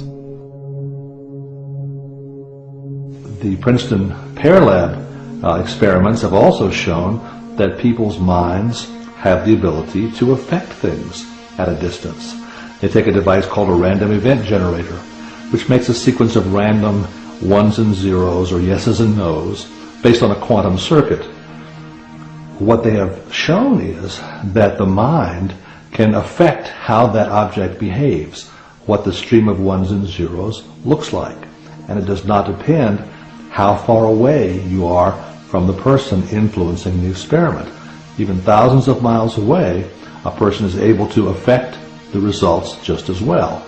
So we have an ability to exert a force on distant objects that does not fall into any of the known category of forces. This new force goes through barriers that would normally stop the known forces. It even acts backwards in time in certain types of experiments. This new force, the Russians have called torsion. It's known by a variety of different names. It may be the same thing as what the Chinese call qi, the essence of Chinese medicine. It appears to affect space and time, and by doing so it affects all the other forces, and it really calls for a new re-examination of physics. Bill Tiller has called this raising the gauge. Dr. William Tiller has conducted hundreds of tests proving that human consciousness or intention can affect the pH value of water over any distance and through any barrier or dimension. Let's start with the unstated assumption that's been existing in science for 400 years, since the days of Descartes, and that is that no human qualities of consciousness, intention, emotion, mind, or spirit can significantly influence a well-designed target experiment in physical reality. And so in '97, I set out to seriously test that assumption, having received some important funding from a private source. And so the idea was to design 4 target experiments, set them up with all the kinds of controls you would have in any normal orthodox science experiment, and to then introduce consciousness into the experimental medium. The 4 experiments were the intention was to increase the pH of water by 1 full pH unit with no chemical additions. And the water was in equilibrium with air. The second target experiment was to decrease the pH of the same water by 1 pH unit with no chemical additions, and again in equilibrium with air. And in both cases, the accuracy of the measurement instruments were plus or minus 0.01 pH units. So we were asking for a signature which was the order of 100 times the noise. First, Dr. Tiller did experiments applying direct human intention to water and got positive results. He then was able to capture a human intention as if in a computer hard drive and a bioelectrical intention host device with the instructions to raise or lower the pH value in water. Regardless of distance, repeatedly, the intention was able to affect the pH value in water. Within 3 weeks, the pH had gone up 1 pH unit. And then 3 months later, the Milan folks weighed in, and we said the same thing to them. To be part of the experiment, we wanted them to just measure background. And we used it as a control site for, again, the 3 active sites. And within 1 week, the pH went up 1.7 pH units. And we looked at our data. We found in one of the control sites in Missouri, it was underground, and there the pH had gone up 1.7 pH units. So what we gathered, not only was there information entanglement over as much as 6,000 miles, but that if the measurement site was below ground, the pH went up more than 1 pH unit. If it was 3 stories up in the air, as it was in Bethesda and Baltimore, it only went up 0.8 pH units. But if it was at ground level, it went up 1 pH unit, which was the level where we first made the imprint intention into the devices. Another amazing quality the psychic force exhibits is no distortion between sender and receiver. That means the lines of communication remain private. I'm Gary Schwartz, and I'm currently a professor of psychology, medicine, neurology, psychiatry, and surgery at the University of Arizona, where I direct a laboratory for advances in consciousness and health. And I direct a team of people doing research that essentially integrates body, mind, and spirit. I've been doing a lot of research in the area of energy healing and consciousness that involves energy and also extends beyond us. So where one person's consciousness and energy can affect the physiology, biochemistry, cellular function, and conscious experience of someone else, either locally in a close proximity or even hundreds or thousands of miles away. And that's summarized in my new book, The Energy Healing Experiments. Well, we've done many kinds of experiments to look at both local and non-local or distal effects of intention on healing. One area of research involved what's called biophoton imaging, where we literally, using a supercooled camera, it's cooled anywhere from minus 70 to minus 100 degrees centigrade. These cameras were originally designed to look out into deep space, to photograph galaxies we cannot see with the naked eye. Well, we began to wonder if we could use these cameras to actually image living systems. So instead of looking out into space, we're looking at biology. And we began working with plants. And one of the many reasons for working with plants, besides they're fundamental to life and they relate to light, and we are very much part of connect with the plant community. But plants are also very easy to work with because they can sit in the dark for long periods of time. They sit still. And so therefore you can get very good images of the light that the plants emit. And what we found is that not only can we measure the light that's coming out of the plants, which you cannot see with the naked eye, but we can measure auras that are actually surrounding the plants. So you can see the light that's going on around the plants. Then we can actually see how the plants interact with light. So for example, if you have two geranium leaves, one next to the other, and you take a long exposure, you can actually see the extension of the light, and it's like lightning grabbing one another and caressing one another. You actually see the light beams connecting the two, which again has never before been seen. Now you can take healers, and healers can, for example, send healing intentions to a leaf, or they can speak specifically asked to say, can you enable the leaf to glow more? And then we can actually show that people who are trained as healers can actually, without touching the leaves, with their intention, send an intention for the leaves to spontaneously glow more. And then we can place them in this completely dark chamber where these images are obtained, and lo and behold discover that the leaves are glowing. Now you take that one step further and you can say, well, what about people from a distance? Could people do this 10 miles away? Could they do this 100 miles away, or even 1,000 miles away? And with Lynn McTaggart, who wrote the book The Field and has written a new book called The Intention Experiment, we've been doing long-distance experiments where, for example, a group of 400 people in England will, together as a group for 10 minutes, send an intention to a leaf in Tucson in my laboratory to glow. And we'll have two leaves. We'll call them leaf A and B. Each leaf has been injured.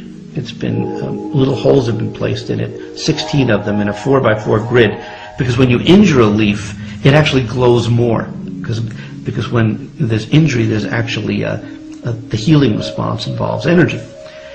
And then what we do is we have two video cameras, cam recorders, picking up the images of each of the leaves, and then sending by the internet to England. Now, someone in the audience flips a coin, and it comes out randomly heads or tails, and let's say they pick leaf B.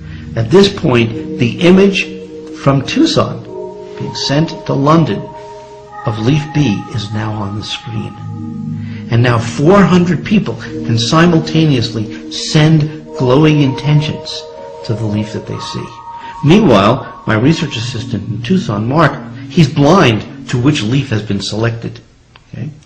After the 10 minutes, Mark is then asked to take the leaves and put them into the biophoton imaging system so we can collect these long exposure images of the leaves. And then they're blindly scored before we break the code to find out what happens. And much to my absolute amazement, sure enough, if leaf B was selected from a distant group and they could actually see the leaf, they're able to affect the glowing of that leaf compared to a match control. German physicist Fritz Albert Popp proved the existence of biophotons, that all living organisms, including humans, had auras that transmitted and received intelligent signals. He also found that plants communicate at a distance with one another by their transmissions and receptions of biophotons. This digital photograph of a giant palm tree shows something extraordinary that appeared invisible to the naked eye. A 2 to 3 foot wide orb of plasma light. It even has a green plasma membrane, kind of like a giant cell. Are plants in communication with invisible beings of light? Could we be in communication through Einstein's action at a distance with our future soul matches as friends, loves, husbands, wives, teachers, business partners, and spiritual mentors before we meet in person for the first time? Could this communication be happening based on our current thoughts, feelings, patterns, and our personal energy signature? Creating a dialogue with your soulmate before you meet them.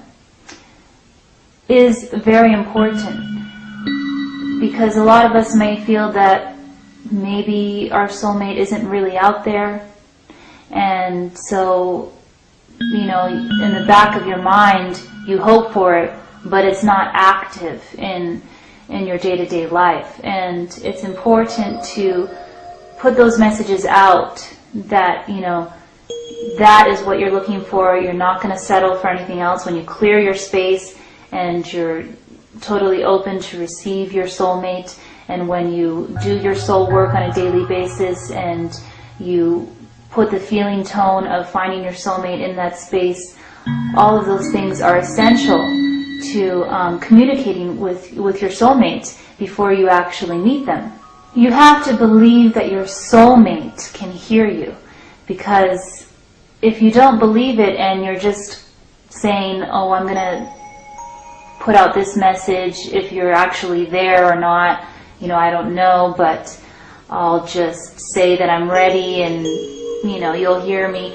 It doesn't work that way. You have to truly believe that they can hear you and send a clear message to them in order for the line of communication to meet them instantly, because that is not only a leap of faith, but it also creates a clear signal so that nothing, no doubts, no resistance are interfering with that signal. If you have a doubt and interference through that, you know, not being sure, then it won't be an instant message. It'll be, you know, it'll come to a stop sign at some point. So it's really important to have faith and true belief that your soulmate can hear you when you're sending out those feeling tones and those messages of I'm ready for you, and mirroring that in your actions in, you know, your day-to-day basis. Dr. Bruce Lipton has made a remarkable discovery by observing how biological cells can be in communication with one another at a distance. There's an interesting understanding in biology about how one can separate proteins in a mixture which contains thousands of different proteins. And basically how it works is you take a drop of this mixture of thousands of different proteins, you put it on a surface of a gel, and what you do is run an electric current through this gel surface. And what happens is, because each protein has its own unique vibrational frequency and mass to it, each protein responds to the field with its own unique characteristics. So as a result of putting the proteins in a field, it causes the proteins to move in that field. Some proteins move faster than other proteins, so the net result is that the proteins actually begin to sort themselves out on a petri dish. And ultimately, if you continue doing this, you can identify individual clusters of proteins that share common characteristics because they will move at the same rate of speed on this gel. We apply this to an understanding of humans as protein mechanisms. Each one of us has our own unique identifying frequency to it. Each one of us on the surface of the earth is like a protein on the gel. Interestingly enough, the field forces around us, the invisible forces, influence our movement on the surface. So during our lives, we move across the surface of the planet from one place to another, and ultimately, if we share vibrational frequencies with other people, it's inevitable that at some point we will ultimately cross paths, just as proteins do in what is called chromatography or gel electrophoresis. So basically, it's a very interesting understanding that we will ultimately meet up, if we continue our movements, with people that share our vibrational frequencies. And there are very exciting opportunities when we do, because at that moment, when you start to encounter the person that has a complementary frequency to you, the harmonic resonance actually empowers your own vibration. We call it good vibes. And in that regard, you can actually identify people that are in some way related to you and your harmonics, because if their vibration is similar to you, the two of them coming together is called constructive interference, which empowers each of the individuals, and that empowerment is physically felt as much more energy in your body. And we refer to this as I mentioned, as good vibes, so that we actually have a sensory system and awareness of when people that are very similar to us or supportive or complementary to us come into our field. I should also acknowledge that there are other people who actually cancel our energies just as well, That's called destructive interference, so that when some people come together, they actually lose energy and feel weaker, and we refer to that as bad vibes. So the nature of our communications are, there's a vibrational communication that precedes our verbal communication. As we realize we are communicating in the present moment with our future soul matches, business partners, mentors, spiritual teachers, and even God at a distance, we can understand how to co-create our own reality.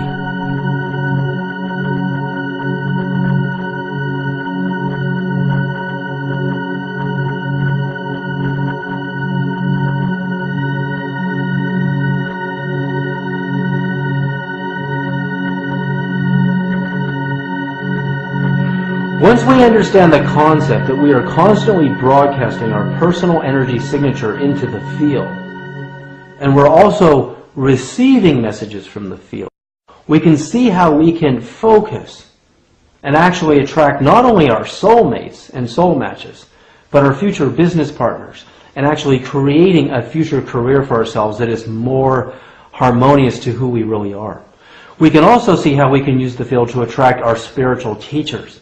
We want to find teachers that resonate with where we want to go in our spirituality, regardless of our religion. But also, how we can use the field to create a dialogue with the universe itself.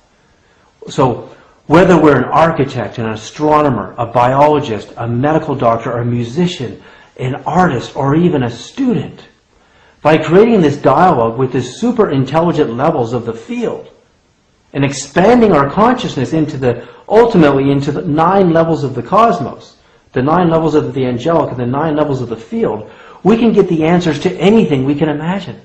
The cure for AIDS, the cure for biofuels, the next biofuels. We can find the secrets to nuclear fusion. We can find the secrets to unlimited zero-point energy.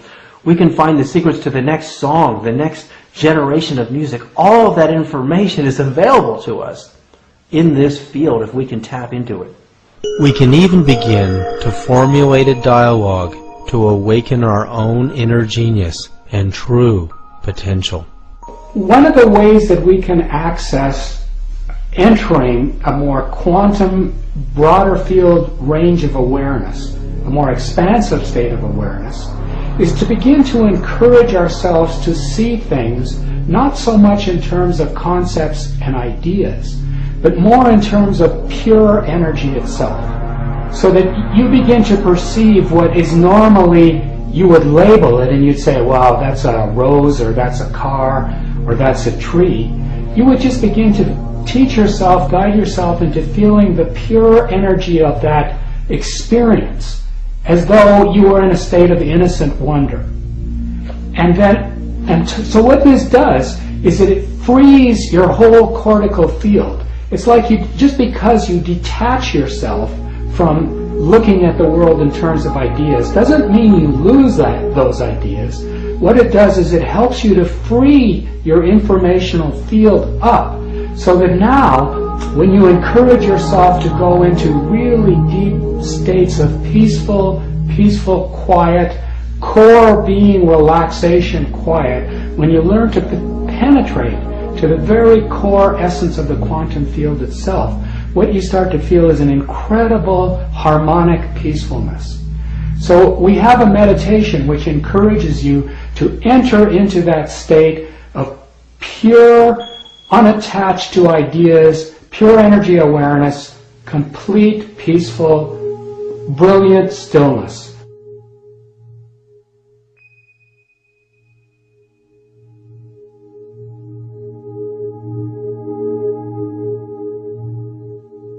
And as you enter that, what we now know from studies of creative genius, that it's often exactly when we're in the most relaxed, most sort of open-minded spaces that we begin our brain process, because it's now free.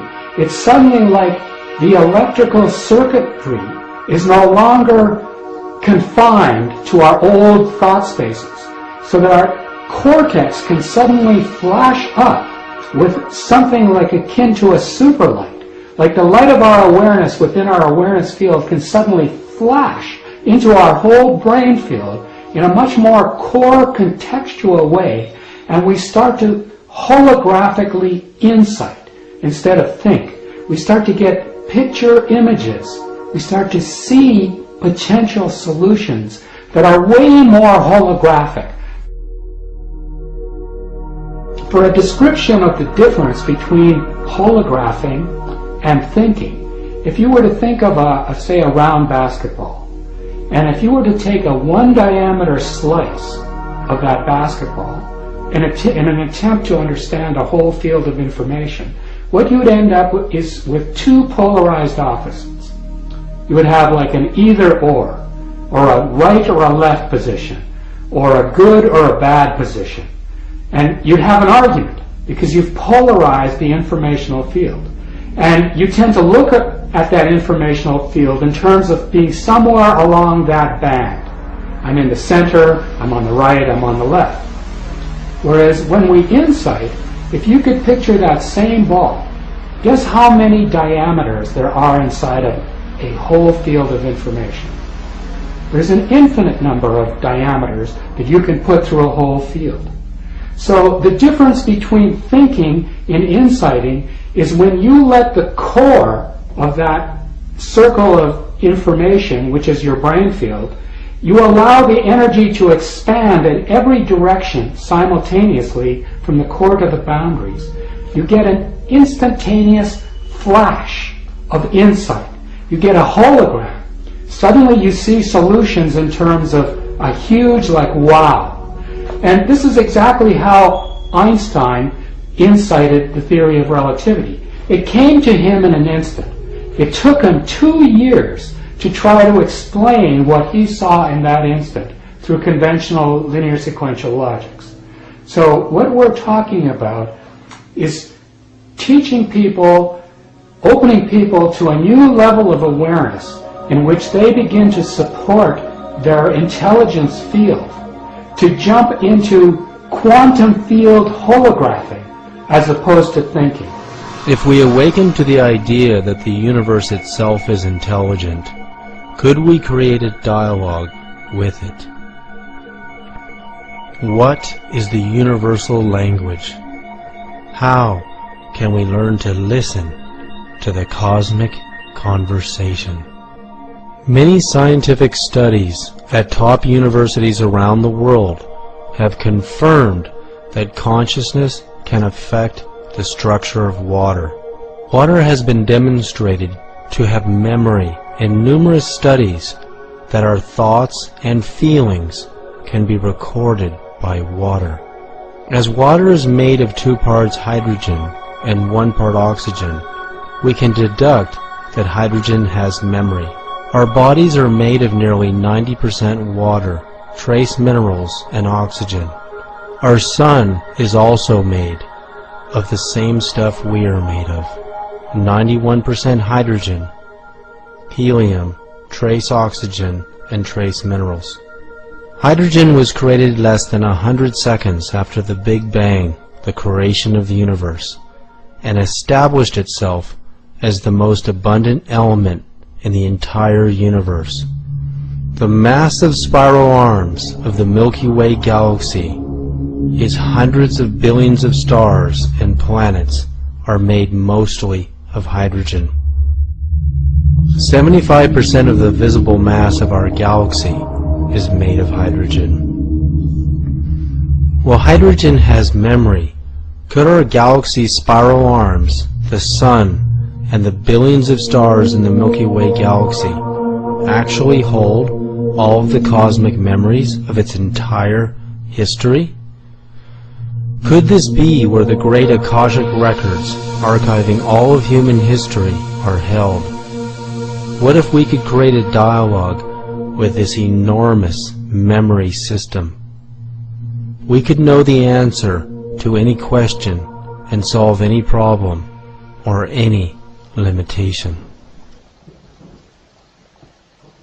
The language that the spiritual people, and spiritual people meaning that the medicine people, the the different religious groups within the Zuni tribe. When they go into a religious communication system, they talk about the origins of who they are talking to. In a lot of cases, especially in the medicine world, is that they're talking about the star people and all the other related priests. They call them priesthood. In one, for example, in one section of the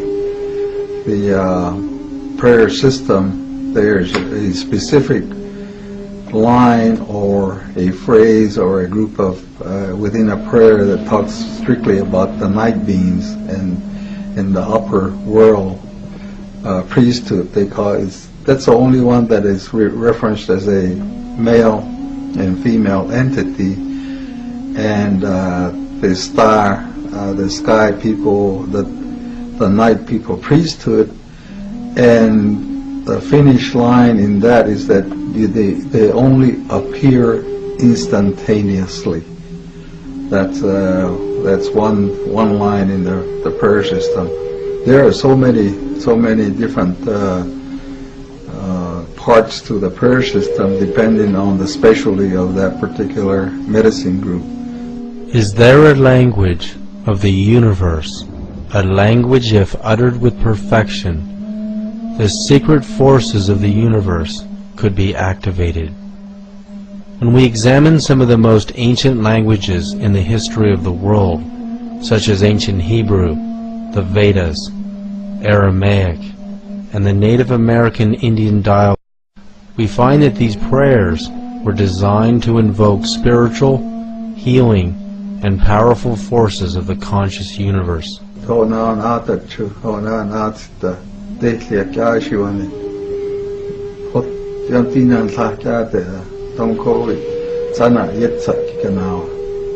I mean by that is that during the night time, the night priesthood, including the female, they come, and also that I'm talking about the priesthood of the universe. They only come and show themselves instantaneously, is what that passage means when you're doing our prayers. When we communicate them with directly, that is a prayer that they use. The language of the Zuni is a very unique language in that there is no other Indian tribe that has any connection with the Zuni language.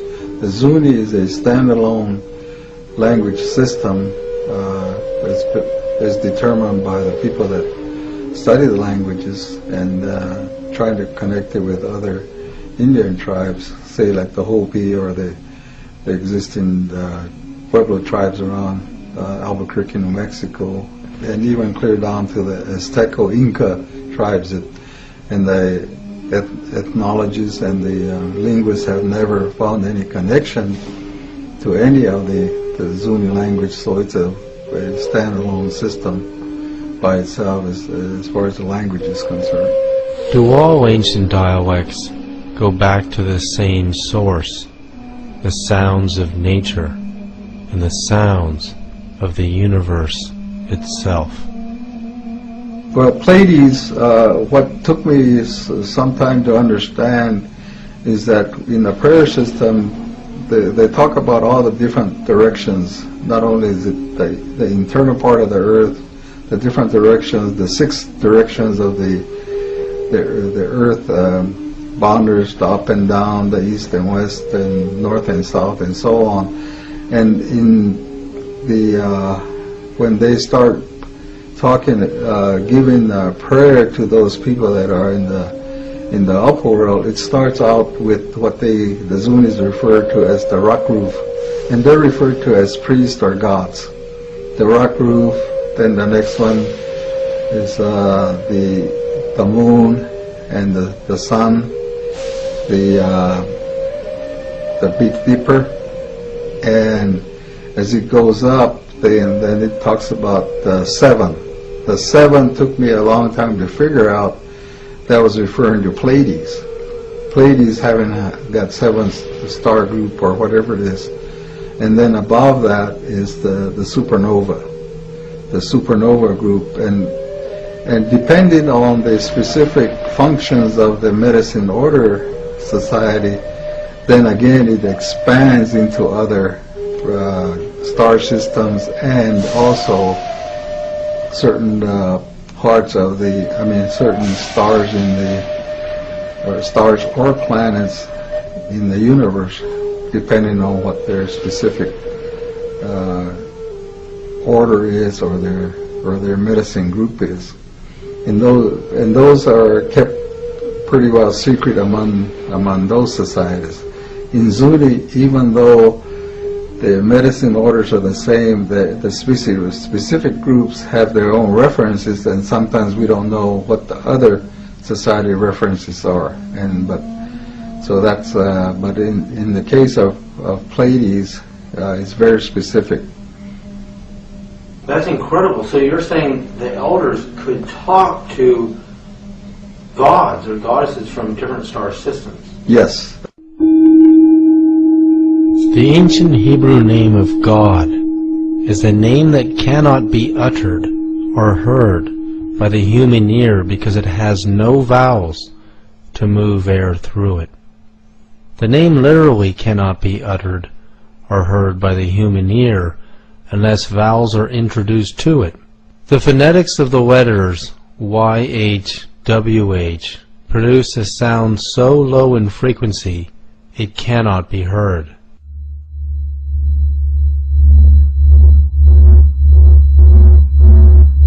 The sound of the sun was considered by most ancient religions as the most sacred sound of the universe.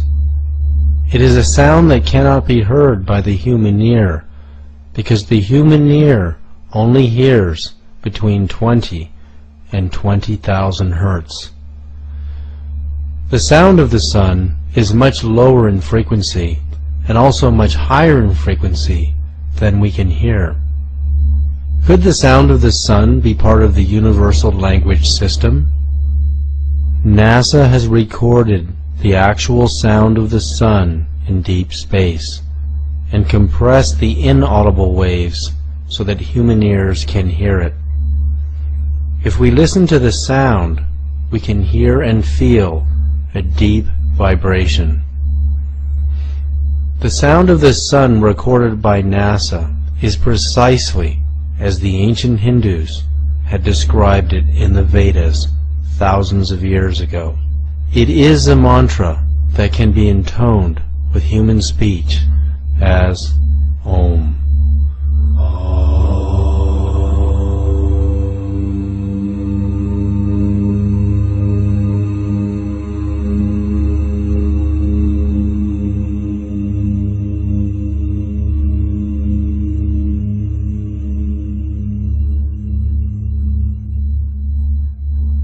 In the 6th century BC, Pythagoras also heard the sound of the sun and described it as a deep resonant hum with higher frequencies blended into it. How did the ancient Hindus know this mantra if it could not be heard by the human ear?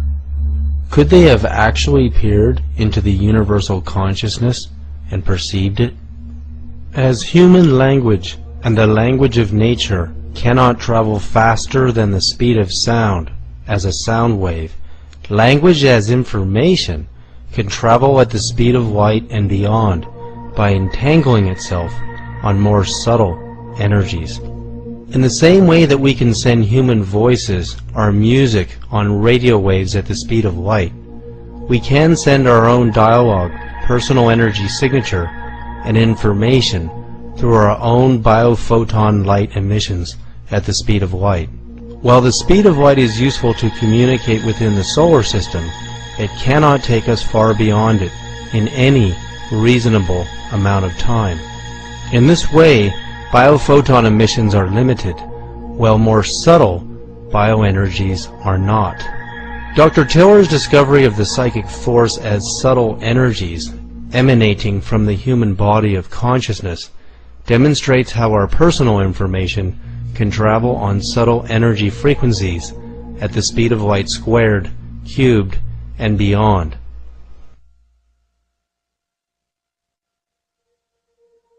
Okay, in my modeling, which I developed from a deep meditative state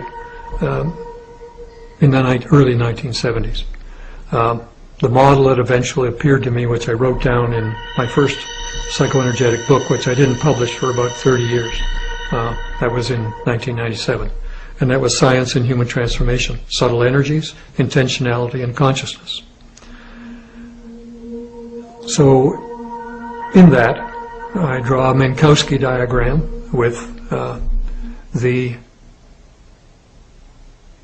standard cone kind of thing, but there are several cones where the events occur inside the normal light cone of Minkowski is the coordinates of distance and time.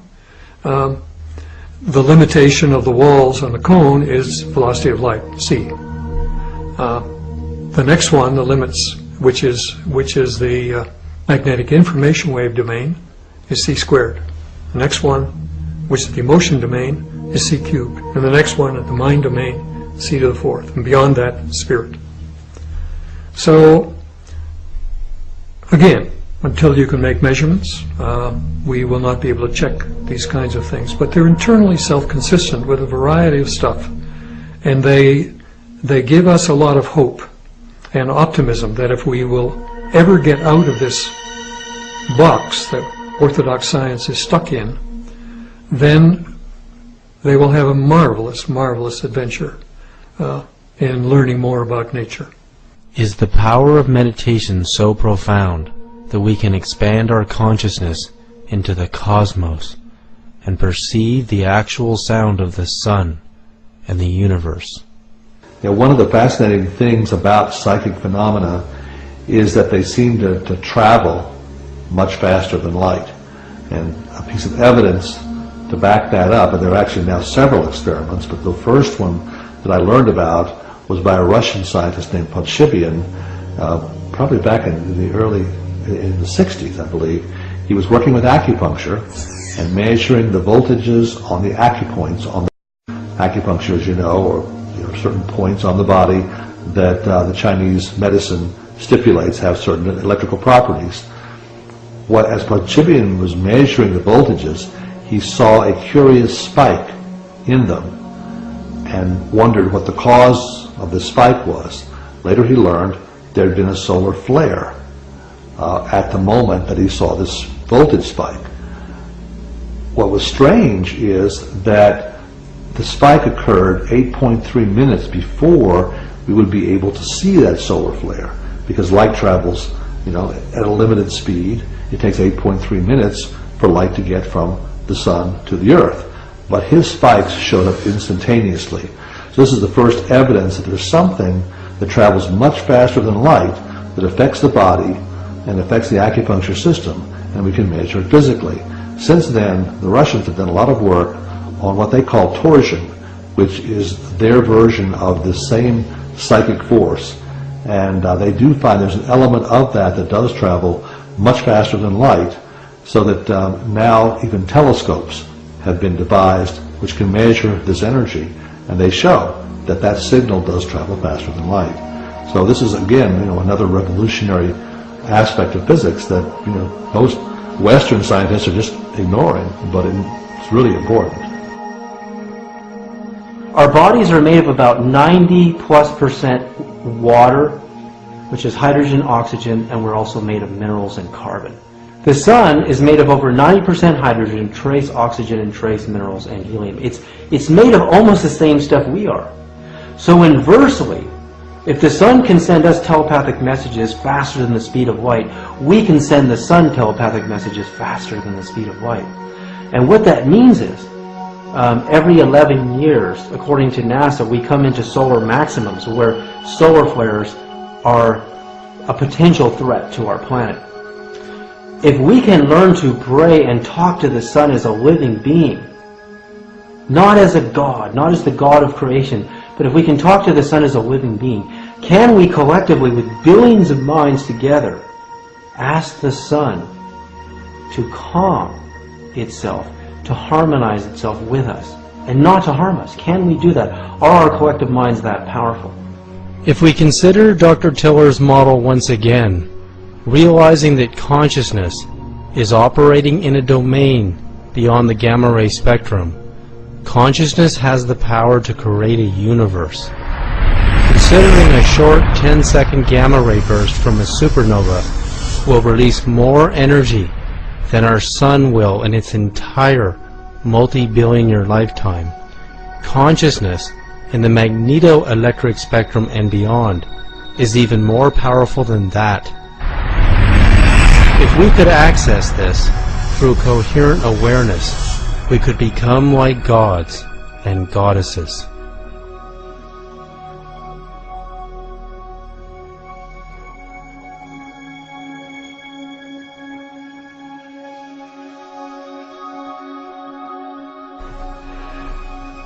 To me, we are all spirits having a physical experience as we ride the river of life together. Our spiritual parents dressed us in these bio-body suits, put us in this playpen that we call a universe, in order to grow in coherence, in order to develop our gifts of intentionality, and in order to become what we were intended to become, co-creators with our spiritual parents. And co-creator means to eventually evolve into the place where you could interact with planets and you could co-create planets or stars. So it's in the game as far as I see it. We're not anywhere near the end of physics, the theory of everything. We're just babes crawling across the floor of the universe. We've hardly begun the great adventure. And all of these things are possible. We manipulate this universe. That's why it's here for us. It's our classroom. No other way to become co-creators on this magnificent scale. But that's in our future from this planet's level of activity. We have to move and become coherent at the deeper levels of nature. Using Einstein's equation of converting frequencies into mass energy, the higher the frequency, the higher the energy. Any frequency into the gamma ray spectrum, the magneto-electric spectrum and beyond, coupled with matter, has the power to create anything we can imagine, including the solar system, the galaxy, and the universe. The coherence at this level of nature is very good. I mean, we can make lasers. We can convert the potential of a light bulb from 50 watts to create temperatures 10 times the surface of the sun if you could make all those photons, electromagnetic photons, coherent. But the dimensionality of the higher dimensions, just as this one, okay, if you look at the most coherent aspect for electromagnetic laser is the wavelength of the light you're dealing with. So but now if you go to the next level of the vacuum, magnetic information wave level, you've changed the size scale by 10 orders of magnitude. And then to the next level, another 10 orders of magnitude. And the next level, another 10 orders of magnitude. And so to be coherent at those inner levels, really coherent, the energy densities are beyond your imagining. So it isn't just that it goes c squared, c cubed, c to the fourth. The size scale goes down and down and down. The wavelength goes up and up and up. And the power, ultimately, is huge. So in principle, all of the things I've talked about appear to be possible. It is information at this level of reality that tells matter what to do. Consciousness at the magneto-electric spectrum and beyond can also power a spacecraft at the speed of light squared and beyond. Does this give us a new understanding and a new vision of God? When you make the two into one, you will become children of Adam. And when you say, mountain, move from here, it will move. Jesus, the Gospel of Thomas. By tapping into just a small amount of this consciousness, Certainly, we could change the weather, and we could talk to the sun to ask it to do anything. Imagine for a moment if a hurricane was coming in the future. But now, as people, instead of what we're doing with the weather forecasts, which we're amplifying the fear and we're looking at all the blowing of the winds and all the torment and so on, imagine instead we had millions or billions of people simultaneously engaged in an organized, synchronized, guided imagery over the media of sending loving intentions and calming intentions to a storm, or even was redirecting it to a safer environment. Would we find that the storm was diminished? Would we find that the storm might be moved? Well, we'll never discover it unless we look for it. If we don't ask the questions and we don't try it, we'll never know whether it matters or not. The key to talking to nature is to know its harmonic language.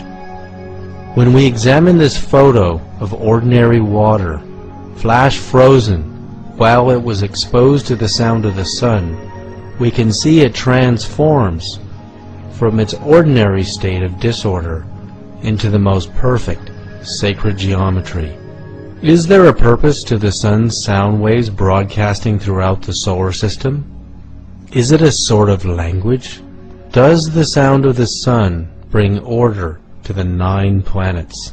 Pythagoras discovered that all of the planets were producing a sort of cosmic music he called the music of the spheres. When NASA recorded the sounds of Saturn, researchers were in awe.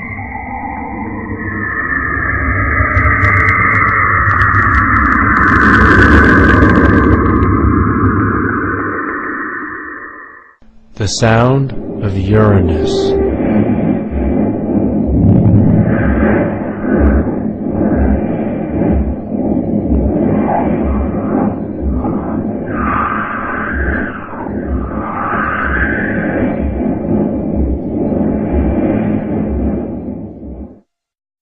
The sound of Jupiter.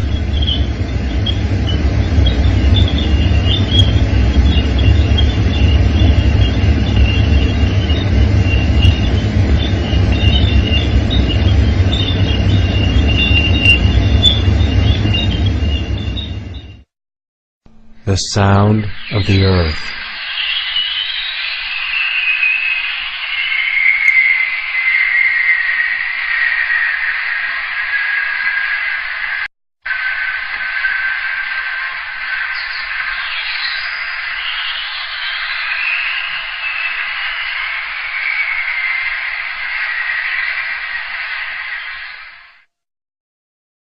When we hear the sound of the earth, we can see it sounds deeply similar to the sounds of birds singing.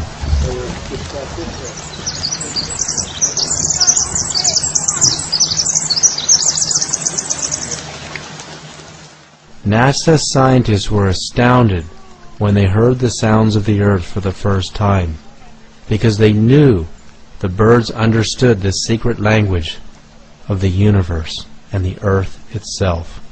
They were singing as if in a dialogue with the creation.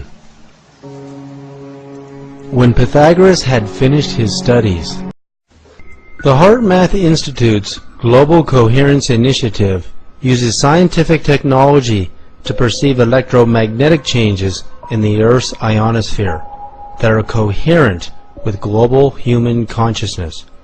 Because the human heart produces electromagnetic energies and even more powerful subtle energies, millions or even billions of human hearts experiencing profound emotions due to global coherence initiatives or global events will cause measurable changes in the Earth's ionosphere to appear.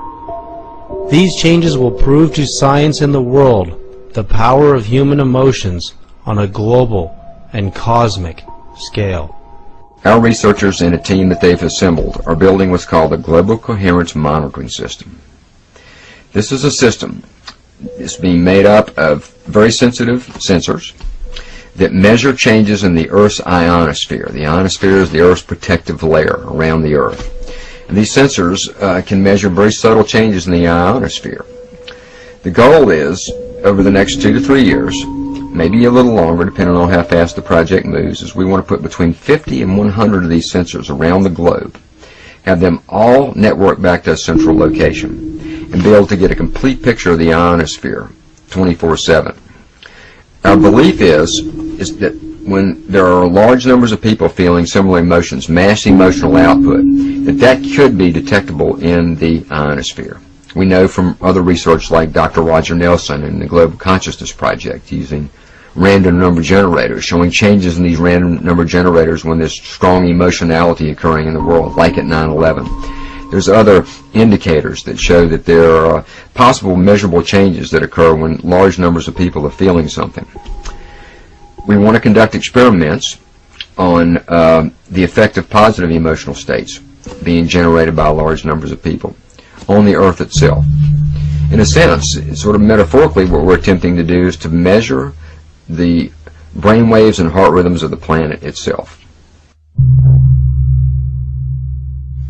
By engaging our consciousness collectively into the global media and buying into the violence and the fear and all of the sensationalism, collectively with 6 billion minds on the planet, we are transmitting consciousness and reinforcing that delusion. We're giving it more energy. We're telling it to maintain itself. And possibly, scientific researchers are finding that our consciousness is actually cooperatively responsible for all this, because consciousness is far more powerful than we can even imagine. The best example I see to explain it is like the movie Catch Me If You Can, where Leonardo DiCaprio hides himself around 10 beautiful girls, and the cops are all looking at the beautiful girls, and so he gets to sneak by, and that's kind of, you know, we're completely being distracted while these other agendas are going on. And also it's, you know, it's putting us down constantly. It's saying, you know, I'm better than you, and just a lot of biasness as well. And it's kind of sad that we're giving a lot of our time to watching TV and, you know, speaking as opposed to action and being the change out in the world. Because the TV is always going to, you know, report about, you know, celebrities and what's going on in Hollywood and news, which is, you know, only 2% of the world is really negative, and they're just focusing and amplifying on that, so it makes it worse than it actually is. And particularly if we know our thoughts create reality, if you have millions of people seeing these images, what's it doing to our world and our psyche on a collective level? You ask the bigger field of question, and it feeds you the answer. Absolutely, absolutely. But the question should be very precise. You can't answer questions, oh, what does it mean universe? What does it mean God? It will be no answer. But if you give precise question, then you will get precise answer. And then if you operate in some area, then situation will give you what you want by itself.